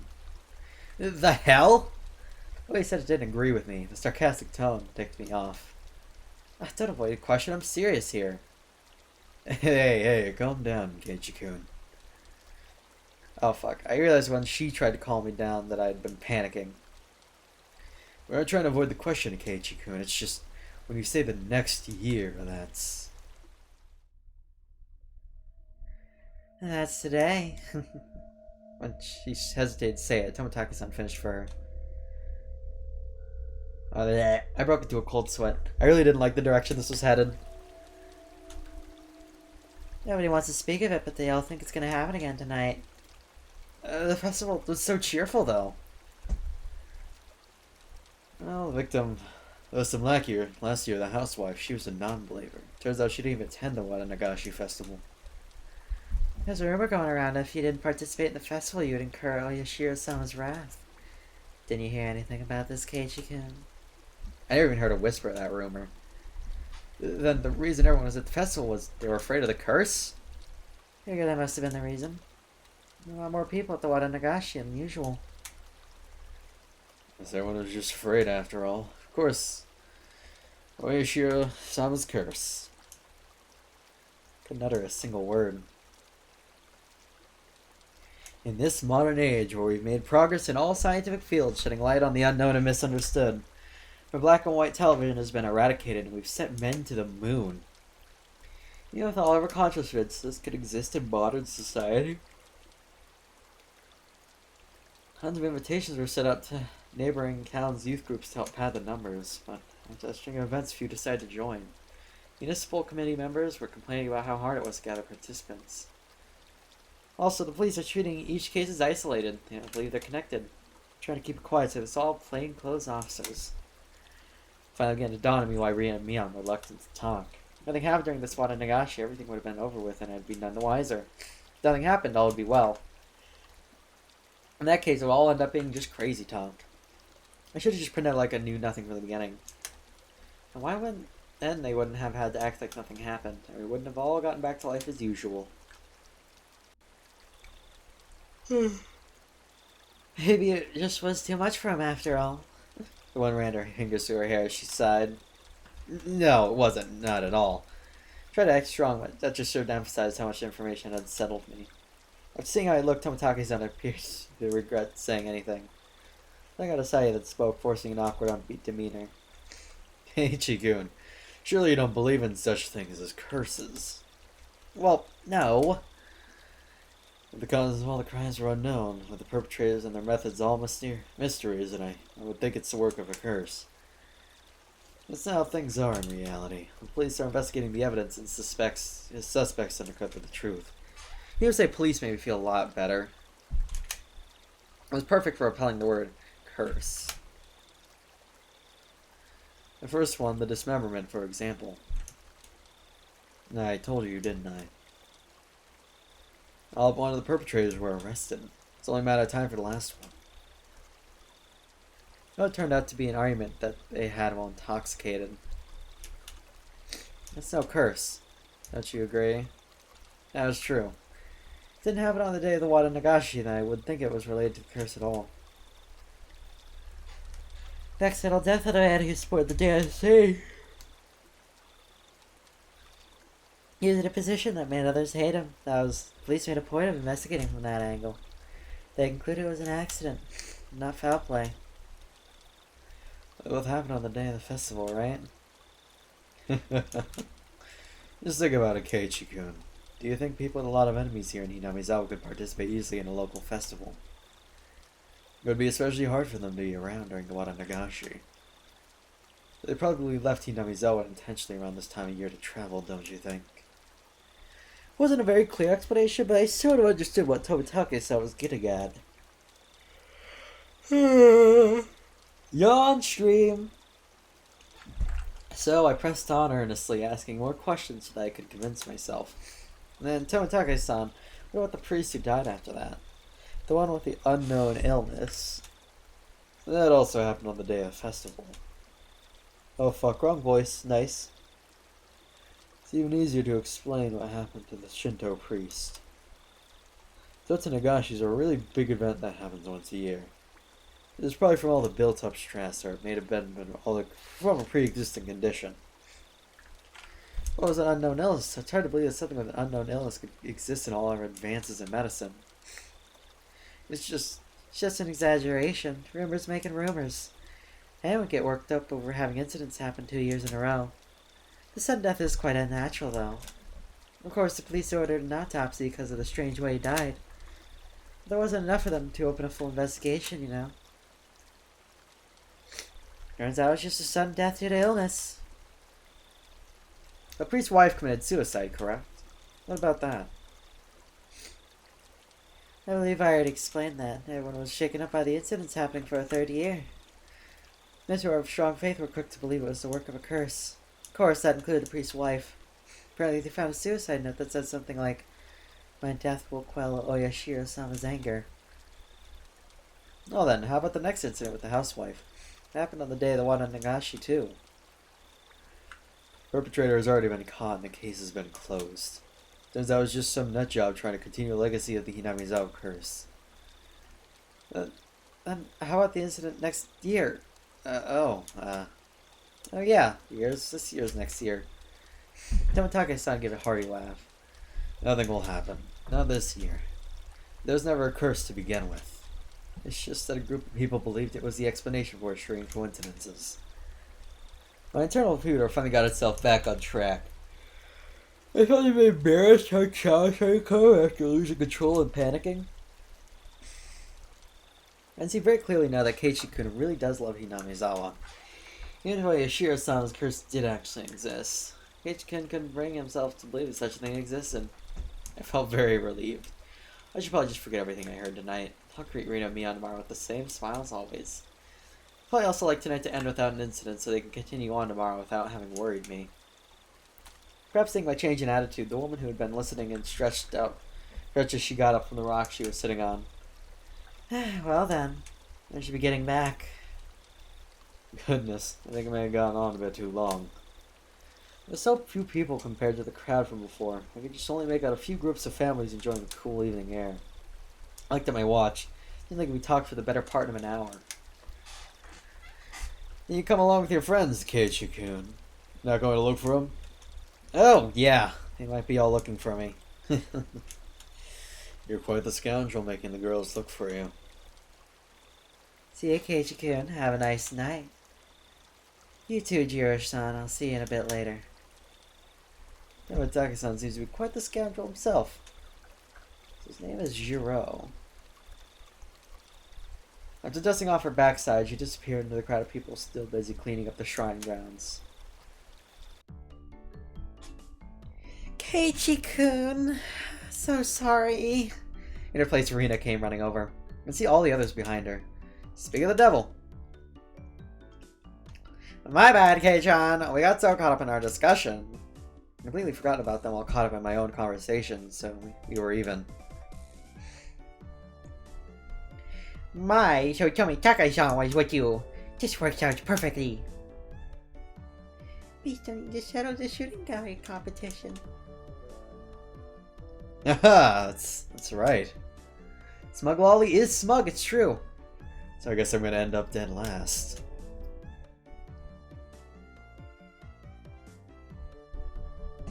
In the end, after my dramatic victory, Rika-chan was the last challenger, but there weren't many targets left.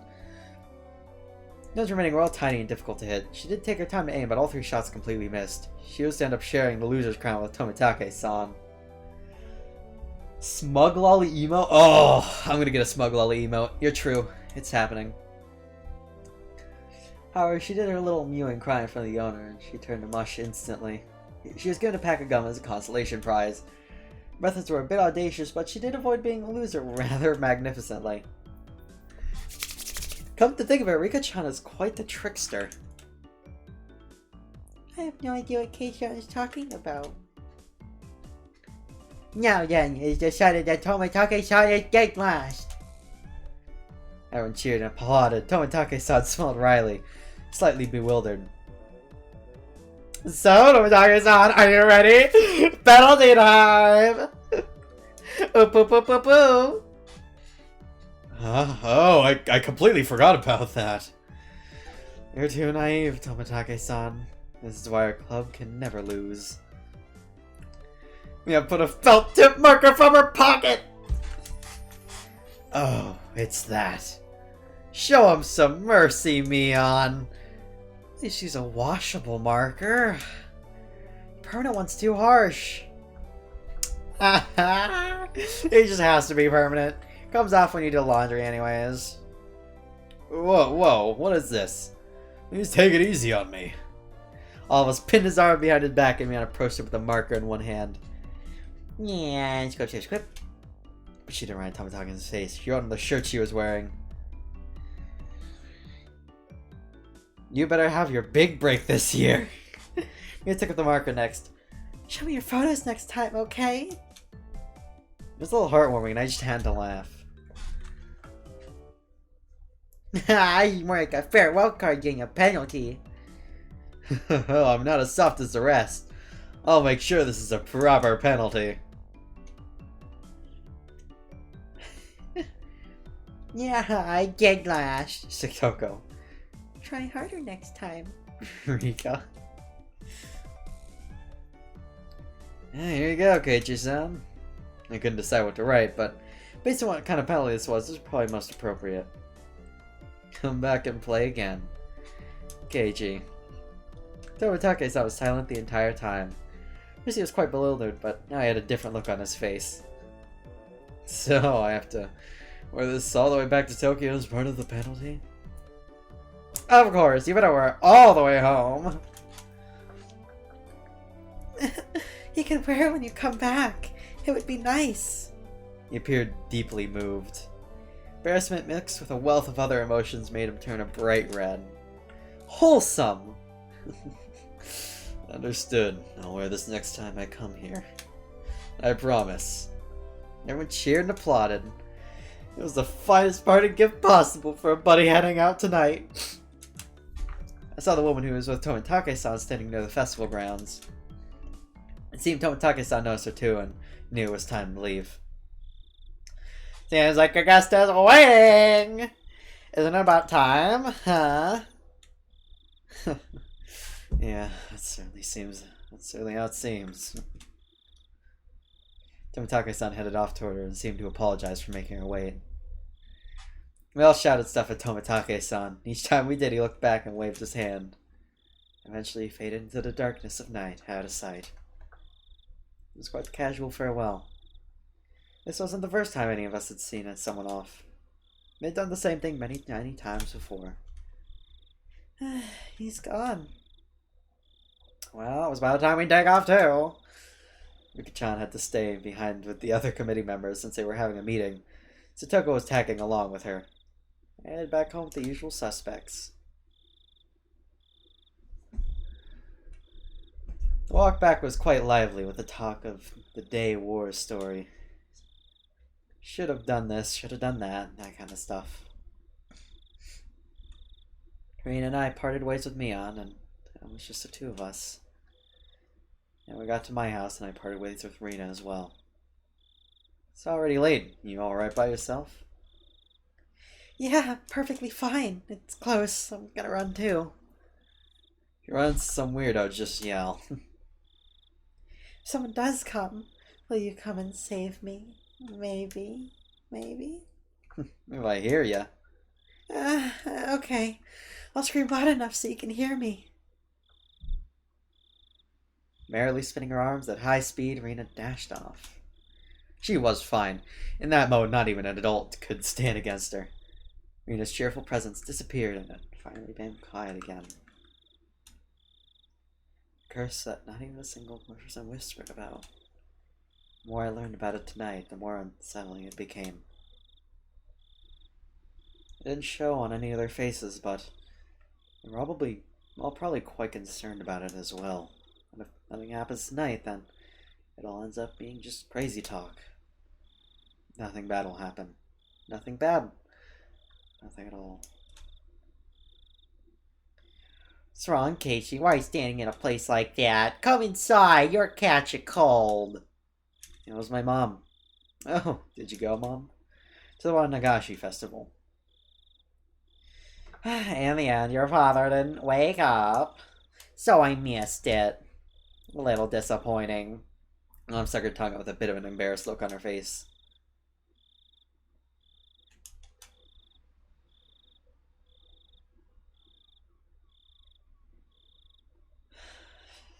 Oh, no.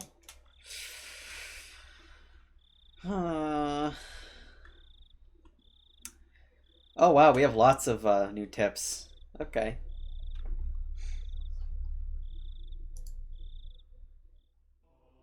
All newspapers. Hojo couples failing. Alright, housewife murder, radio log. Let's go through them.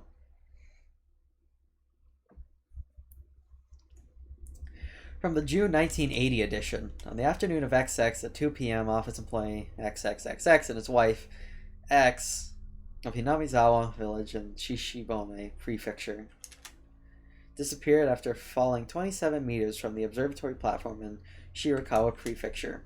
Police and firefighters searched downstream and discovered the body of X at around 7 p.m. that evening. His wife, X, had yet to be found. The search has run into difficulty due to the effects of Typhoon 3 from the previous day. It has appeared a railing at the observatory that X is leaned on had broken, causing him to fall. The groundskeeping staff were questioned by the police in regards to the faculty decoration deterioration and if park maintenance was performed properly.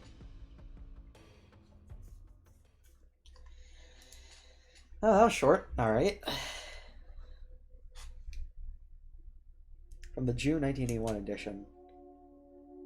On the afternoon of X, around 10 p.m. in the X district of Hinamizawa village in Shishibone Prefecture, the Shinto priest of the Furude shrine passed away after an existing condition he was recovering from suddenly worsened. Parties close to the deceased said he was suffering from anxiety issues concerning the festival, which was to be held that day. Also, after X's death, his wife X went missing, leaving behind a farewell note. The police and local youth association continued the search, however, given the presence of the farewell message and the fact that the Onigafuchi March is said to be bottomless, we run into difficulties. That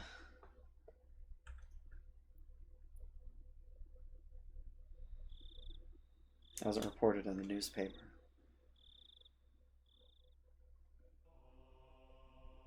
Oh, that gave me fucking chills. Oh, I hate that. I fucking hate that.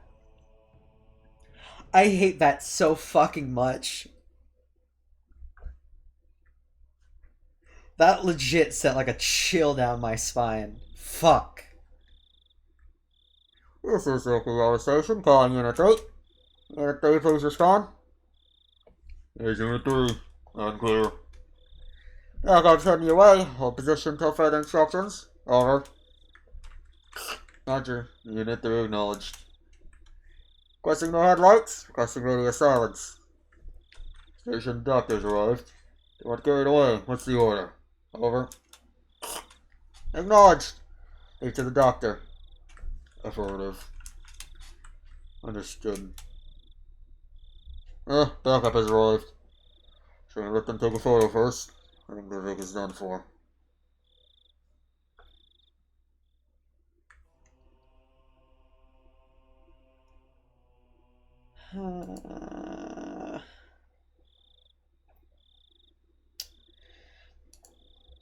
I'll continue for a little bit because I'm just so fucking intrigued.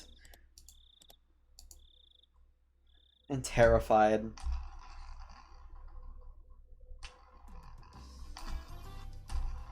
Good morning! Nice job yesterday, Kei-chan. You didn't do so badly yourself, Mion. Yesterday was fun. Oh, that's right, Keiichi-kun. Thank you very much for Mr. Bear. I'm glad you like it. Don't use it as a pincushion, though. I wouldn't. Still chatting happily, we entered the classroom, but the moment I stepped in the room, a splashing sound and a nasty sensation. There's a bucket filled to the brim with water. Unfortunately, my foot stepped right into it. My, how diligent of you to mop the floor this evening. Chump, chump, chump, whip, whiff. Wah, Katie-san fixed my forehead. You should set a more brutal trap next time. Seeing that, Rena began to swoon as Mion looked on dejectedly. Everyone was the same as always. Everyone was there as nothing felt out of place. The uncertainties I had in the back of my mind since yesterday had vanished. What is it, Keiichi-kun? Didn't get enough sleep, maybe? Maybe? I slept like a log, but if you want, I'll do a reenactment during class. You shouldn't do that. Mion alerted us that the teacher was coming, so everyone shuffled to their seats.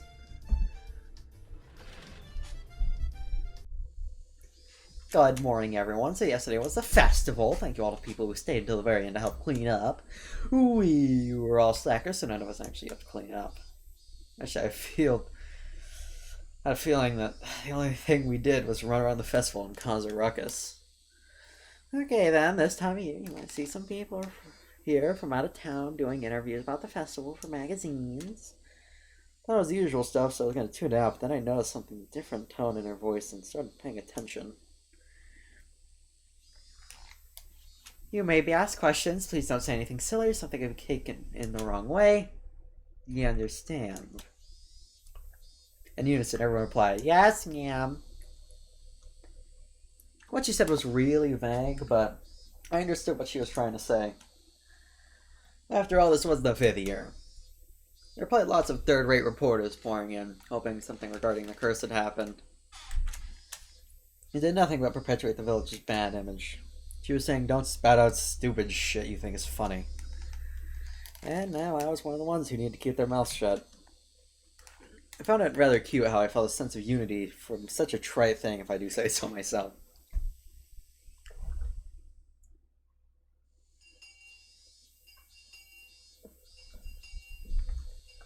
I was summoned to club activities after school. Since everyone was still pretty tired from yesterday, we just spent the day relaxing. Yeah, it wasn't happening. Today, let's play a classic game of deduction. How about this one? Oh, a game from overseas. Looks interesting. The instructions are in English, but the rules don't seem that hard. I won't lose you here. not too bad at this game. You seen that Rena didn't handle this kind of game very well. The rules are the person who can match the murder, weapon, and scene of the crime wins! Oh, it's clear they're playing Clue. Boppin'. There are 3 kinds of cards comprised of suspects, weapons, and locations. I can see the names Mion and Rika were written on the suspect cards. Oh, a card with my name on it as well. They're playing different weapons too, like knives, axes, and poison. Locations are pretty nice too, like the living room, the study, and the courtyard. So basically, take out one of each of the cards. These are the answer cards. So we shuffle the remaining cards and hand them out. We ask each other about the cards and figure out the right ones. Ah, I see. So the cards nobody has are the true perpetrators. Then you raise your hand if you know the answer. The game ends and we check if the answer is correct.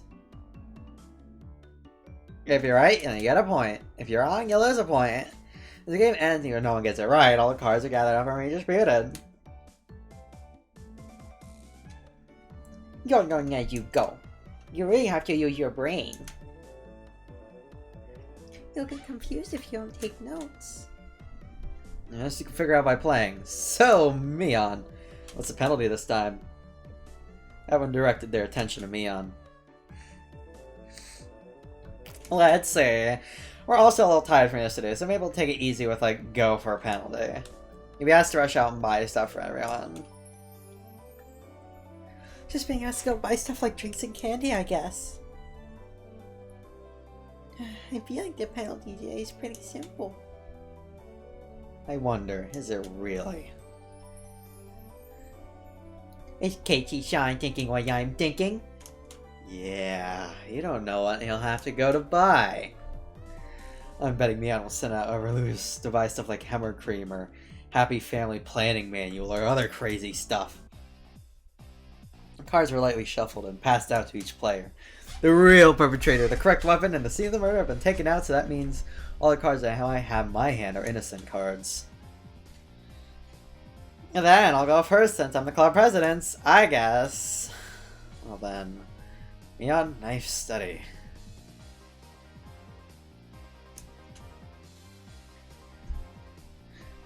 Pick one suspect, weapon, and murder scene and ask each person. If you have any of those cards, then you must say, I have one.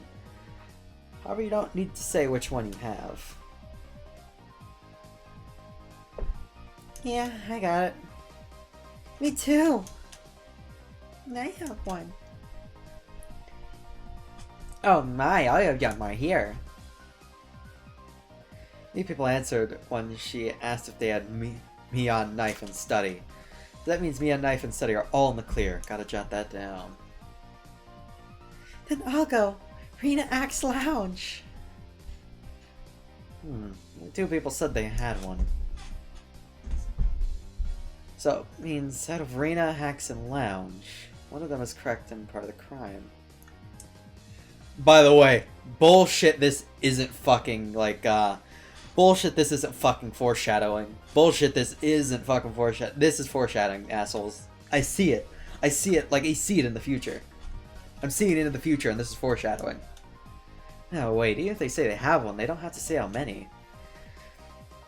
It's possible that either Satoko or Rika-chan has 2 of the cards. Well, okay, John's next, go ahead. Oh, wait just a little. I'm still sorting things out. The game has me thinking more than I thought. No, man, this feels like it's gonna be tough.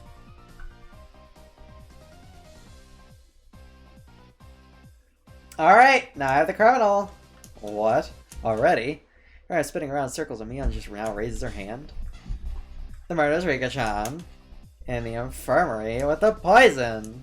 Well, Mion drew the cards from the box. See, we checked to see if her deduction was right. You were right. Yeah, all I need was one more hand. I couldn't tell whether it was poison or pistol. I never use a pistol. I like killing them slowly with poison. Rika-chan said such a hugely terrifying thing with such a sweet little face. Everyone was making a commotion about how they almost had it. Phew, we got a potential groomer in a server. I just recently became a mod, and let's go. Pog! Get those fuckers out of here.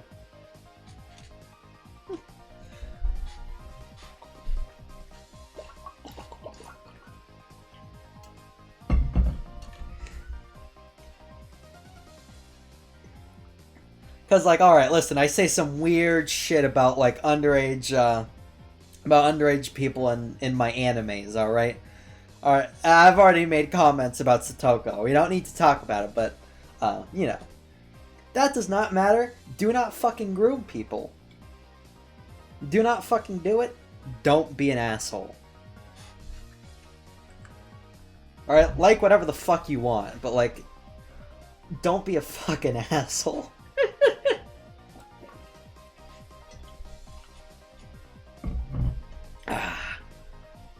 Everyone was making a commotion about how they almost had it. Rena and I were left out in the cold, though. How did you do, Keiichi-kun? I couldn't get it at all. Don't worry, I had no idea either. How can you both be so unsure? You'll both end up in last place together at this rate. That's even worse. Going off buying something together as a couple? What if we end up having to buy the Happy Family Planning Guide? I can tell from Keiichi's expression that he's not very good at this game. That's not true. I'll show you the true power of Sherlock Maybar during the next round. My, that sounds just wonderful. I shall give you quite a thrashing. After that, I managed to somewhat grasp a trick beyond the game, but I was always still a step or two behind. We saw that Mian was somehow gleaning information from how the others were asking their questions. That level of experience was just too much. The only way I could stage a comeback was if I became ruthless. We tossed out the simple concept of deduction and switched over to the thought process needed to win. The important thing isn't to find the criminals, to win at the game. Ha! Eureka! Sorry, I need to go to the bathroom. Take your time and squeeze out a nice one! Michan, that's gross. Had them hold off the game and head down the hall. The air was crisp. Showed just how stagnant the air in the classroom was from our body heat. On the school grounds, some of our classmates were still playing around. I was spending some time cooling my head. Rena made her way over towards me. Keiichi-kun, did you call for me? Yeah, I did. Got her from my seat. I winked over at Rena. Glad it worked out. I don't want to waste much time, so I'll get right to the point. Rena, what's your record at this game we're playing today? He was taken aback. After a moment, she hesitantly opened her mouth. Well, all losses. Why do you ask? I wonder. I could tell from apprehensively she was playing. The other things are going, I will as well. I can't figure out a way to pull off the last minute comeback on this one. So I guess both of us will be taking that penalty. Hey, don't accept defeat already. How about we win this? Both of us. But how can we? Brought my lips up to Rena's ear. Is that allowed? Did you forget, Rena? The second rule of our society. Do everything in your power to attain victory. Hey, yeah, I'll try my best. Our plan of attack was quite a rudimentary one. At the beginning of the game, everyone would be focused on their own hand for a while, taking notes and whatnot. And our seats were right next to each other. We'd reveal our hands to each other. If we did it under the desk, then nobody would know. Again, the game has twice as much information as everyone else. Having this much information, we need to investigate less. With this sort of plan of attack, we start off with a big lead over the other guys. Yeah, with this, we could probably win. We both smirked at each other. If I was a shady businessman, then Rena was the corrupt senator. Yeah, pleasure doing business with ya. Let's hurry back. What we got to do to surprise everyone. Hey now, there's no point if we go back together. You're like flat out telling me we made a little arrangement. Oh, sorry, then what should we do? Go back ahead of me, Rena. It's like my time coming back after washing my face or something. Okay, got it. I'm gonna turn around and head back to the classroom. Guess I should wait a bit longer before going back. If I went too soon, it wouldn't seem like I went to the bathroom. Me or one of them suspected something, then there could be problems. Well, they'd figure it out sooner or later, because both Rena and I would start winning over and over again. Both Rena and I will have earned enough points to avoid being losers by the time we realize it was happening. Excellent. Not bad at all. Hey, Barakun, may I have a moment? Huh, it's teacher. Man, things were getting good. What is it? I'm a bit... You have a guest. Please make your way to the entrance. A guest? It's like I own a hotel. I have been waiting. Please hurry. It's rather unfortunate that I'd have some waiting on me right before a big match, but I was more interested in the unexpected guest. I didn't want to waste any time, so I decided to take care of it quickly. The entry was a heavy contrast from the hot sunlight and deep shadows. Waiting there, looking uncomfortably warm, was a middle-aged man, his tie sloppily loosened and his jacket tucked underneath his arm. You may bar-san. Keiichi may bar-san. No, there's no question that he wasn't a resident of Hinamizawa, and that was without a doubt the first time he'd met me. Ever since I met Tomitake-san, I've been running into so many middle-aged men. That's right. Who might you be? I have the AC on in my car. Let's talk there. It's a bit hot here, don't you think? Trade or danger? The man, completely ignoring my question, pointed over to his car, parked near the gate, and began walking.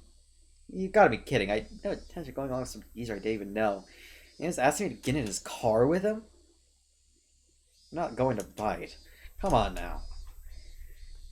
He opened the back door of his car and called me over. I don't like this old man, but I want to know what this is about. You all knowing conversations that start out like this have never led to anything good. Inside of his car was pretty cool. Cars with air conditioners are supposed to be a luxury. I didn't have one in his car, at least. Please let me know if it's too cold for you, okay?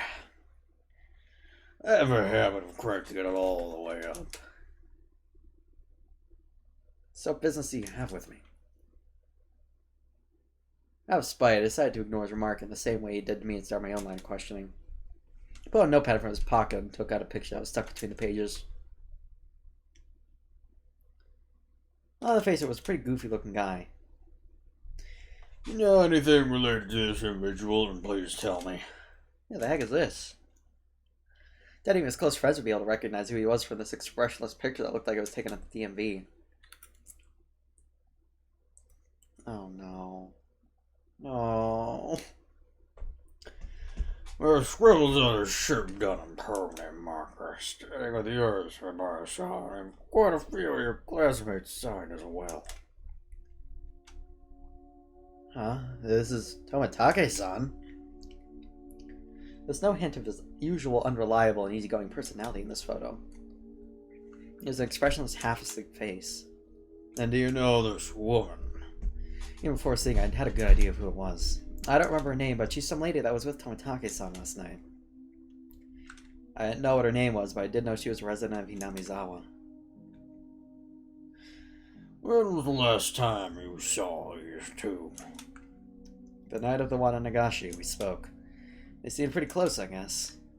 Did anything bother you, madam? Anything is fine. Go ahead and say it. He asked for every little detail is very troubling, honestly. I had a pretty good idea of who this guy was by now. Did something happen to them? There's no response to my inquiry. Thus I replied that silence in kind. I was pretty sure, no, certain that this guy was a cop. Then why? Why was he asking about Tomitake-san? Did something happen to him? More importantly, why me? Had there been plenty of other people who knew more about it than I did? The roar of the air conditioner felt unbearably loud. After a long pause, he finally spoke again.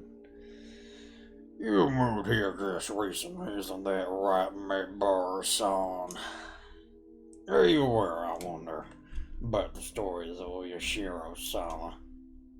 My heart began to race. I'm pretty terrible at hiding things. Probably showed on my face. Not at all. If you don't, that's fine. Well, I have heard of it. Tomitake-san told me, actually. How much you know about it? Dismemberment killing, the accidental death, death by illness followed by suicide, and the lady who was beaten to death. The incidents that always happen the day of the Nagashi, leading in suspicious deaths. I didn't think Tomitake-san would have kept anything from me. I think that was everything. No, I didn't want to think there was anything more than that. You know that, well, curse me, bar-son. Feel free to speak openly about it. I believe in it. My answer was instant. It wasn't so much that I didn't believe in it as I was on the verge of believing. I wanted to clear away my own doubts. That was a more prominent feeling. Really? Yeah, that's great. I guess you really are one of those city-raised boys. So what if I don't believe? I have friends waiting, so could you get to the point? Yes. Man, this picture again. My mind went blank. Huh? What happened to Tomatake-san? It's even that he died last night. That was the night of the one, Higurashi. Do you understand the implications behind that, man, bar-son? Implications? Not any. Not any for the cause of death or the reasons behind it. The real problem now is he died on the Waranagashi. Meaning, this year the curse of Oyashiro-sama was once again. The death of Jiro Tomataka is still confidential. You would understand why that is, right? I didn't want to understand why. Please tell me. Tell me what happened. It was rather peculiar. Might be a little too graphic for someone born and raised in Nanazawa. I swear on about saying it, but it caused me to doubt whether or not I wanted to hear the rest. I would only regret forcing myself to learn something I shouldn't. At least that's how I figured I'd feel if I listened to the rest.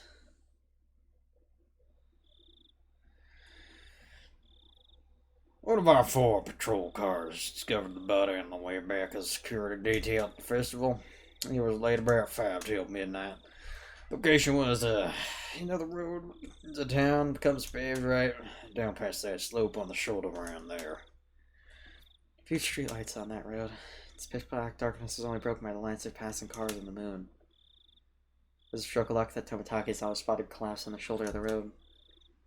Tomatake-san was face down, covered in blood. Blood and muck covered from the asphalt. We thought it was a hit and run at first, but when the officer checked to see if he was still alive, he quickly noticed something abnormal. His throat made a rift open. From a knife or something? No, nails. Nails? As in fingernails? But those he clawed through. The coroner's report has revealed that it was with his own nails. What does that mean? Basically means it wasn't a murder, it was a suicide. Tomatake-san thought there was a reason to tear open his own throat. As hard as he could with his own nails. Tore through the skin until he started to bleed. And even then, Tomatake-san didn't stop. He continued clawing. With enough intensity that could have been peeled off his nails. Still clawing. Still clawing. Then as his nails reached those vital arteries that you should never damage, he continued clawing. Blood splattered on the ground around him as he bled while grasping for breath. He collapsed, his body spasmed, and he died in agony. We thought drugs were to blame, but nothing of that nature was detected. But it was a suicide? I had never heard of such a thing. This unnatural way of dying. If this wasn't a mysterious death, then what was? The way he died, and these 5 years, his death most resembled that of a curse. As if to show both myself and Tomatake-san, who proclaimed there was no such thing as curse, said, "You were wrong." Damn! Come on! Sad! There are a few more suspicious details from his body chemistry, respiration, appellations, so I would conclude that he was in a state of hysteria right before her death. Well, that was a given. It's hard to believe someone could be in a sound state of mind while clawing out their own throat. It was also hand mashed discarded piece of lumber nearby. There are traces of where he struck trees and guardrails within. Tomatake-san was found all over the place. Meaning, tearing his own throat, he was swinging around a piece of lumber.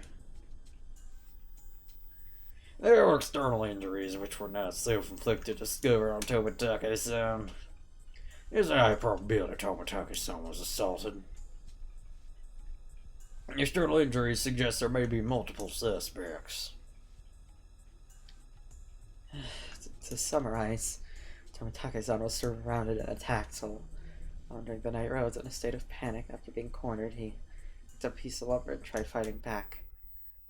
Somewhere in there, he began madly tearing at his own throat, clawing at it. Then he died.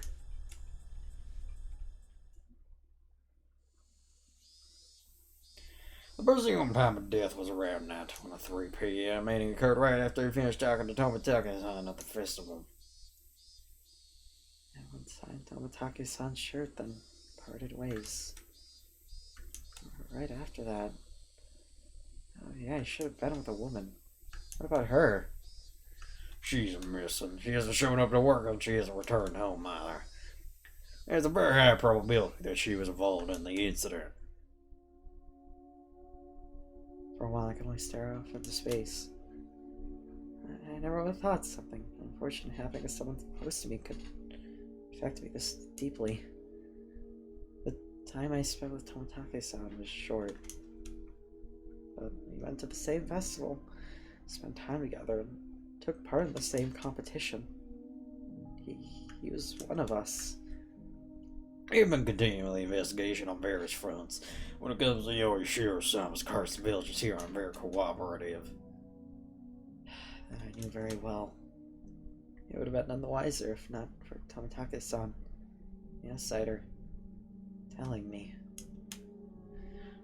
So that's why he came to me, because I'm not originally from Inamizawa. Should have been angry that I was the reason that he wanted to hear what happened from me. Well, things go the way they have been, then. The conclusion would be that Tomitake died from Yoshiro-sama's curse. Turned away from me and gazed far off in the distance. The night of the Wada Nagashi during that sacred ritual, he carelessly snapped off photos angry. Yoshiro-sama, that's how it's gonna turn out. There's no way Yoshiro-san would inflict divine punishment on Tomitake-san. Tomitake-san had been killed by humans, and a cowardly group, no less. There's no way I'm gonna let this end up being the fault of some curse. I think so as well. No such thing as divine punishment or curses. That's when he was cut by the man's hearty laugh. This must be, Maibara-san. Cooperation from individuals in Namizawa who don't believe in curses is indispensable. Understand? Neither Tomitake-san nor I believed in curses, but the way things were going, it would just end up with Tomitake-san's death marking the 5th year. Which would mean that Hinamizawa had rejected Tomitake-san. That was something I couldn't allow. Tomitake-san was one of us. He didn't live in Hinamizawa, but he came every single year. In a sense, he was more of a resident than I was. There was no way that Tomitake-san could have been cursed by Yoshiro-sama. But there's nothing I can do to help. I have no idea what happened that night either. Oh, no. If you see something, you hear something that draws your attention, then that's enough. I see her here. Was he talking in the future sense? Things or people or rumors, anything's fine. I don't care if they're unfounded. Here, this is my number. If I'm not there, then just leave a message with whoever picks up. He handed me a piece of paper with his number on it, but I hesitated for a second. I took it. Whether I wanted it or not, I'd be mired deep in this matter. He's helped me solve these questions surrounding Tomitake-san's unfortunate death. That's right. Why was I hesitating? I need to find the murderer who killed my friend. I snatched up the piece of paper, as a satisfied grin spread across his face. Everything we spoke of today is a secret. Please keep this confidential. Yeah, got it. From your friends as well. Especially from Sonozaki-san and Furude-san. Please do not inform them. Sonozaki, you mean Mion? Why? Are you think it has something to do with the incident? My friend's name is being brought up so abruptly, I'm being told to keep it a secret, and I become rather angry. That's what they call investigative privilege, I suppose. Don't play games with me. Leon's a close friend of mine. Snapped at him, but he didn't seem to especially be offended. I wouldn't mind telling you, but it may just upset you. Say it. He hesitated a little. When he gazed outside a car, he began to speak after thinking for a bit. There is a possibility that a string of incidents happening here in Hinamizawa are a result of a village conspiracy. There's no way that could be right. Give me a break. First of all, is there any proof of that? No evidence. All the cases were resolved and none of the perpetrators had any direct connection to the village. Now to come to that conclusion. Well, every year the enemies of the village die on the day of one of Higurashi. Don't you think that's enough reason to suspect something? Well, only the residents of the Hinamizawa felt that day of the Wanagashi was sacred, so basically, because the incidents happened on that day, it was somehow related to Hinamizawa. First it was a damn construction foreman. Then it was a villager that supported it. Those in the village had a grudge against Die, one after the other for mysterious causes. The means are different, but in the end the result is the same. Unfounded, unreasonable suspicion couldn't just be shrugged off. So the victims after that, what about the Shinto prime priest and his wife's death? They weren't enemies of the village. The villagers had expected leadership from the Shinto priest at the time of the dam dispute, but he was proactive, so there was affectionate villagers who harbored ill towards him as a result. No, Will, it's not like he did anything bad to the village. What about that housewife after that? Did she die just because she was the wife of the brother's support? That's such a trivial reason to kill someone. What about Tawatage-san? He's not affiliated with the damn project at all. Was he killed just because he was an outsider? I'm getting fell on those related to the damn project, but as years went on, the enemy threshold of victims had become much lower. Well, that's the scary part. The bar keeps getting lower. What's scary about that? It means not just enemies of the village anymore. Just being outsiders is reason enough. Then next year's victim, there's going to be picked out of the pillars your outsider pool? Might be a person that's just moved here. What do you mean by... I swallowed my words. Here in Namizawa, ones who would be considered most outside would be my family. I was proof enough of that, wasn't I? I still couldn't really remember the names of the people I passed by. Then the next victims, my family. What was he saying? It was gonna be me. But what does that have to do with Mion? I can't go into details, but the Sozaki family led the damn protests. Quite fervently so. This is also true of me and Sonozaki-san herself. She has quite a few misdemeanor obstruction of public welfare offenses on her record because of the protests. I knew Mion knew what it meant to fight. It was just the first I'd heard of her family leading the protests, though. And well, what did it all mean? Are you saying that Mion's family's involved with the string of incidents? I won't go that far. I'm just saying that if it was a conspiracy, they'd have the highest probability of being behind it. Not a very clear explanation. Felt like he had magnificently avoided the details I really wanted to know. We don't know who or how involved everyone is right now. That's exactly about what you're saying, the villagers. Instead of answering, he just gave a bitter expression. Seemed that he understood it well enough. Think of it like this. I don't want to worry the villagers who blindly believe it's the curse. How about that? What do you mean, how about that? How should I know? The reason behind me wanting me not to carelessly open my mouth about it wasn't too hard to comprehend. The perpetrator was here. It had nothing to do with a curse.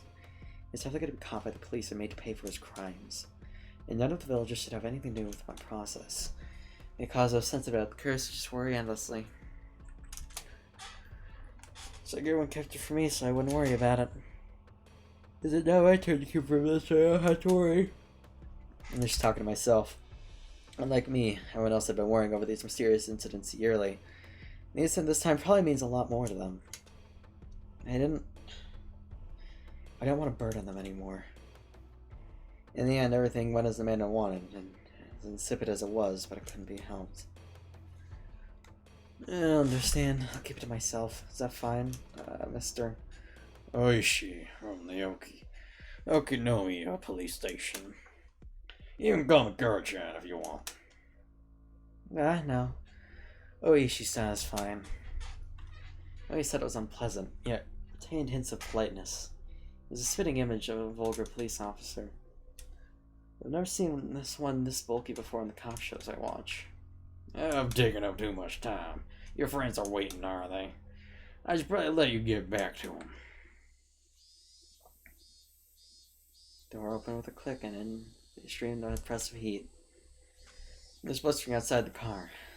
Was it really this hot a day? It was an almost cruel heat, as opposed to the mechanical coolness inside the car. It was as if the land of Hinamizawa itself suddenly hated me. I felt a little sad as that thought crossed my mind. I didn't mean to suspect your friends. Please don't misunderstand that. Refrained from telling him that it was too late to say something that self-serving. It's fine if you don't see or hear anything, Maybara-san. There's just enough proof of the villagers not both. I'll contact you if I hear or see anything. I'm no detective. Please don't expect too much from me. I won't. You don't have to become a detective. Just go on living as you have up until now. Just let me know if you notice anything. I hastily made my way back to the school building after giving him a quick bow. See you later. Farewell, my barracoon. I returned to the school building without looking back. I don't know how much time had passed. I feel bad for keeping them waiting, but right now there was a lot on my mind. Tamatake-san's death was hard enough as it is, but I think there was a possibility of a village conspiracy? Or still, there was also a chance that Mion was involved. Nonsense. Possible. Not Mion, Rena, Satoko, or Rika-chan. It was a group that attacked Tamatake-san. Who would the perpetrators be? Could it be they were hiding here somewhere in Hinamizawa? I didn't know. All I could say for certain that I knew Mion couldn't be the perpetrator. It's me, John, the perpetrator! Huh? I started to hear Rena's voice. With the rope in the lounge. Ah, nope. No. You clutched your head while flailing about. Looks like you're self-destructing over there. Wow. Yeah, Keiichi-chan, you're quite late. As you may well know, I'm seething with anger. Sorry about that.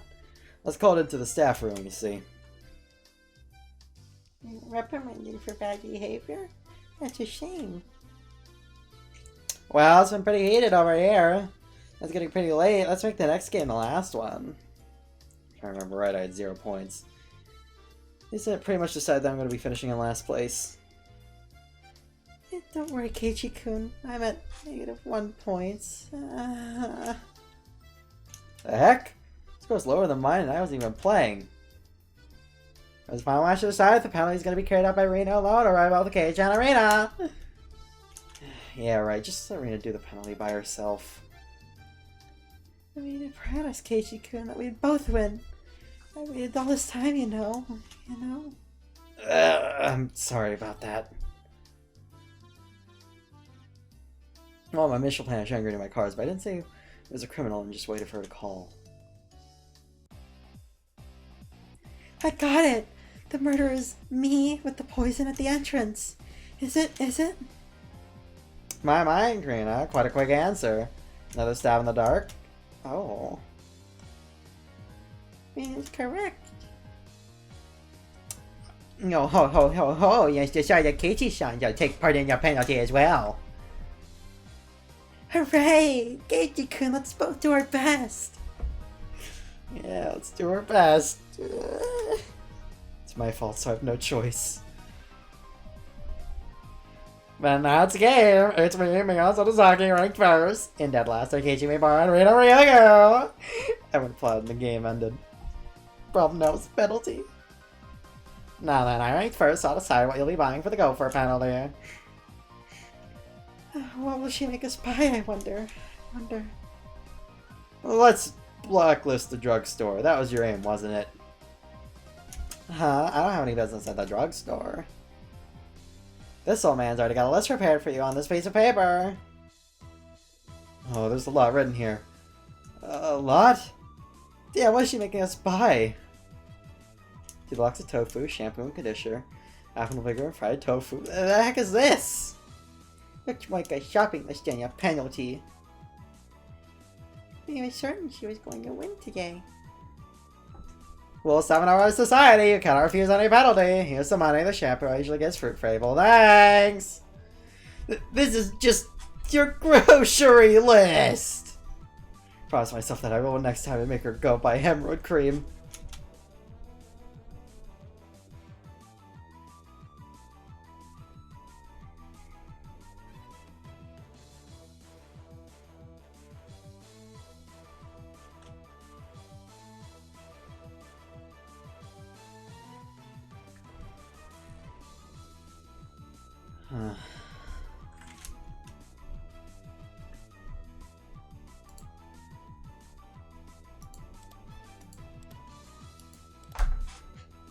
Holy fuck.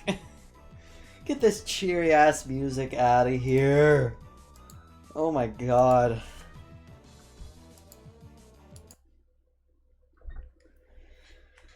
Oh, that was a fucking doozy. Holy shit. Oh man, the murder's already started. What character I liked? Oh god damn it. Well, okay. Thank you all for watching. We got pretty decent numbers. These don't usually do pretty well. Usually sticks around like 2 or 1 viewers. But like, this did pretty well, and I'm like glad. I'm glad you guys are like liking it. I hope you did. Maybe come back next Monday. Let's see, who's to raid? We have just enough to raid. Ooh, Iconoclasm's playing some Legend of Zelda Breath of the Wild. Let's go raid them. I like Breath of the Wild a lot. I've been playing it recently, along with ZX, so yeah, sure. So anyways, you know the deal. If you're new here and don't know my schedule, you can click on my thing and check out the schedule. Oh my god! There's a tab, it's called the schedule tab. You can click it and see when and what I'm streaming. How exciting is that? And you know, if you want to join the Discord server, wow, very nice. You can do that. You can scroll down right now and go down to the panels and go click on that link and it'll take you to the Discord server. Oh, I get horny over all sorts of stuff there. Today's gonna be hemorrhoid cream. We're horny over hemorrhoid cream. Yes! Yes. Perfect. With that though, it's gonna be so long, farewell, and good night.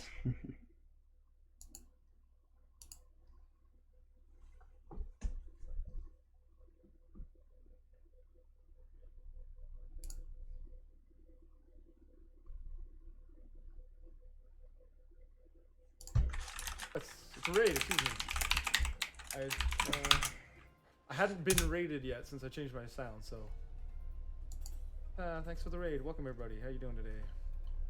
One squad rollout. Welcome. Playing a little bit of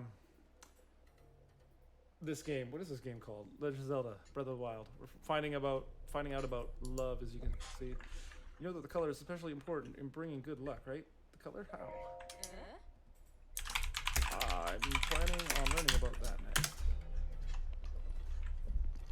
What is this? Yes, I understand.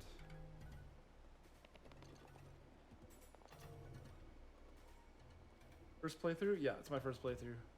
And I haven't watched anybody play through it either, so really don't know much about this game.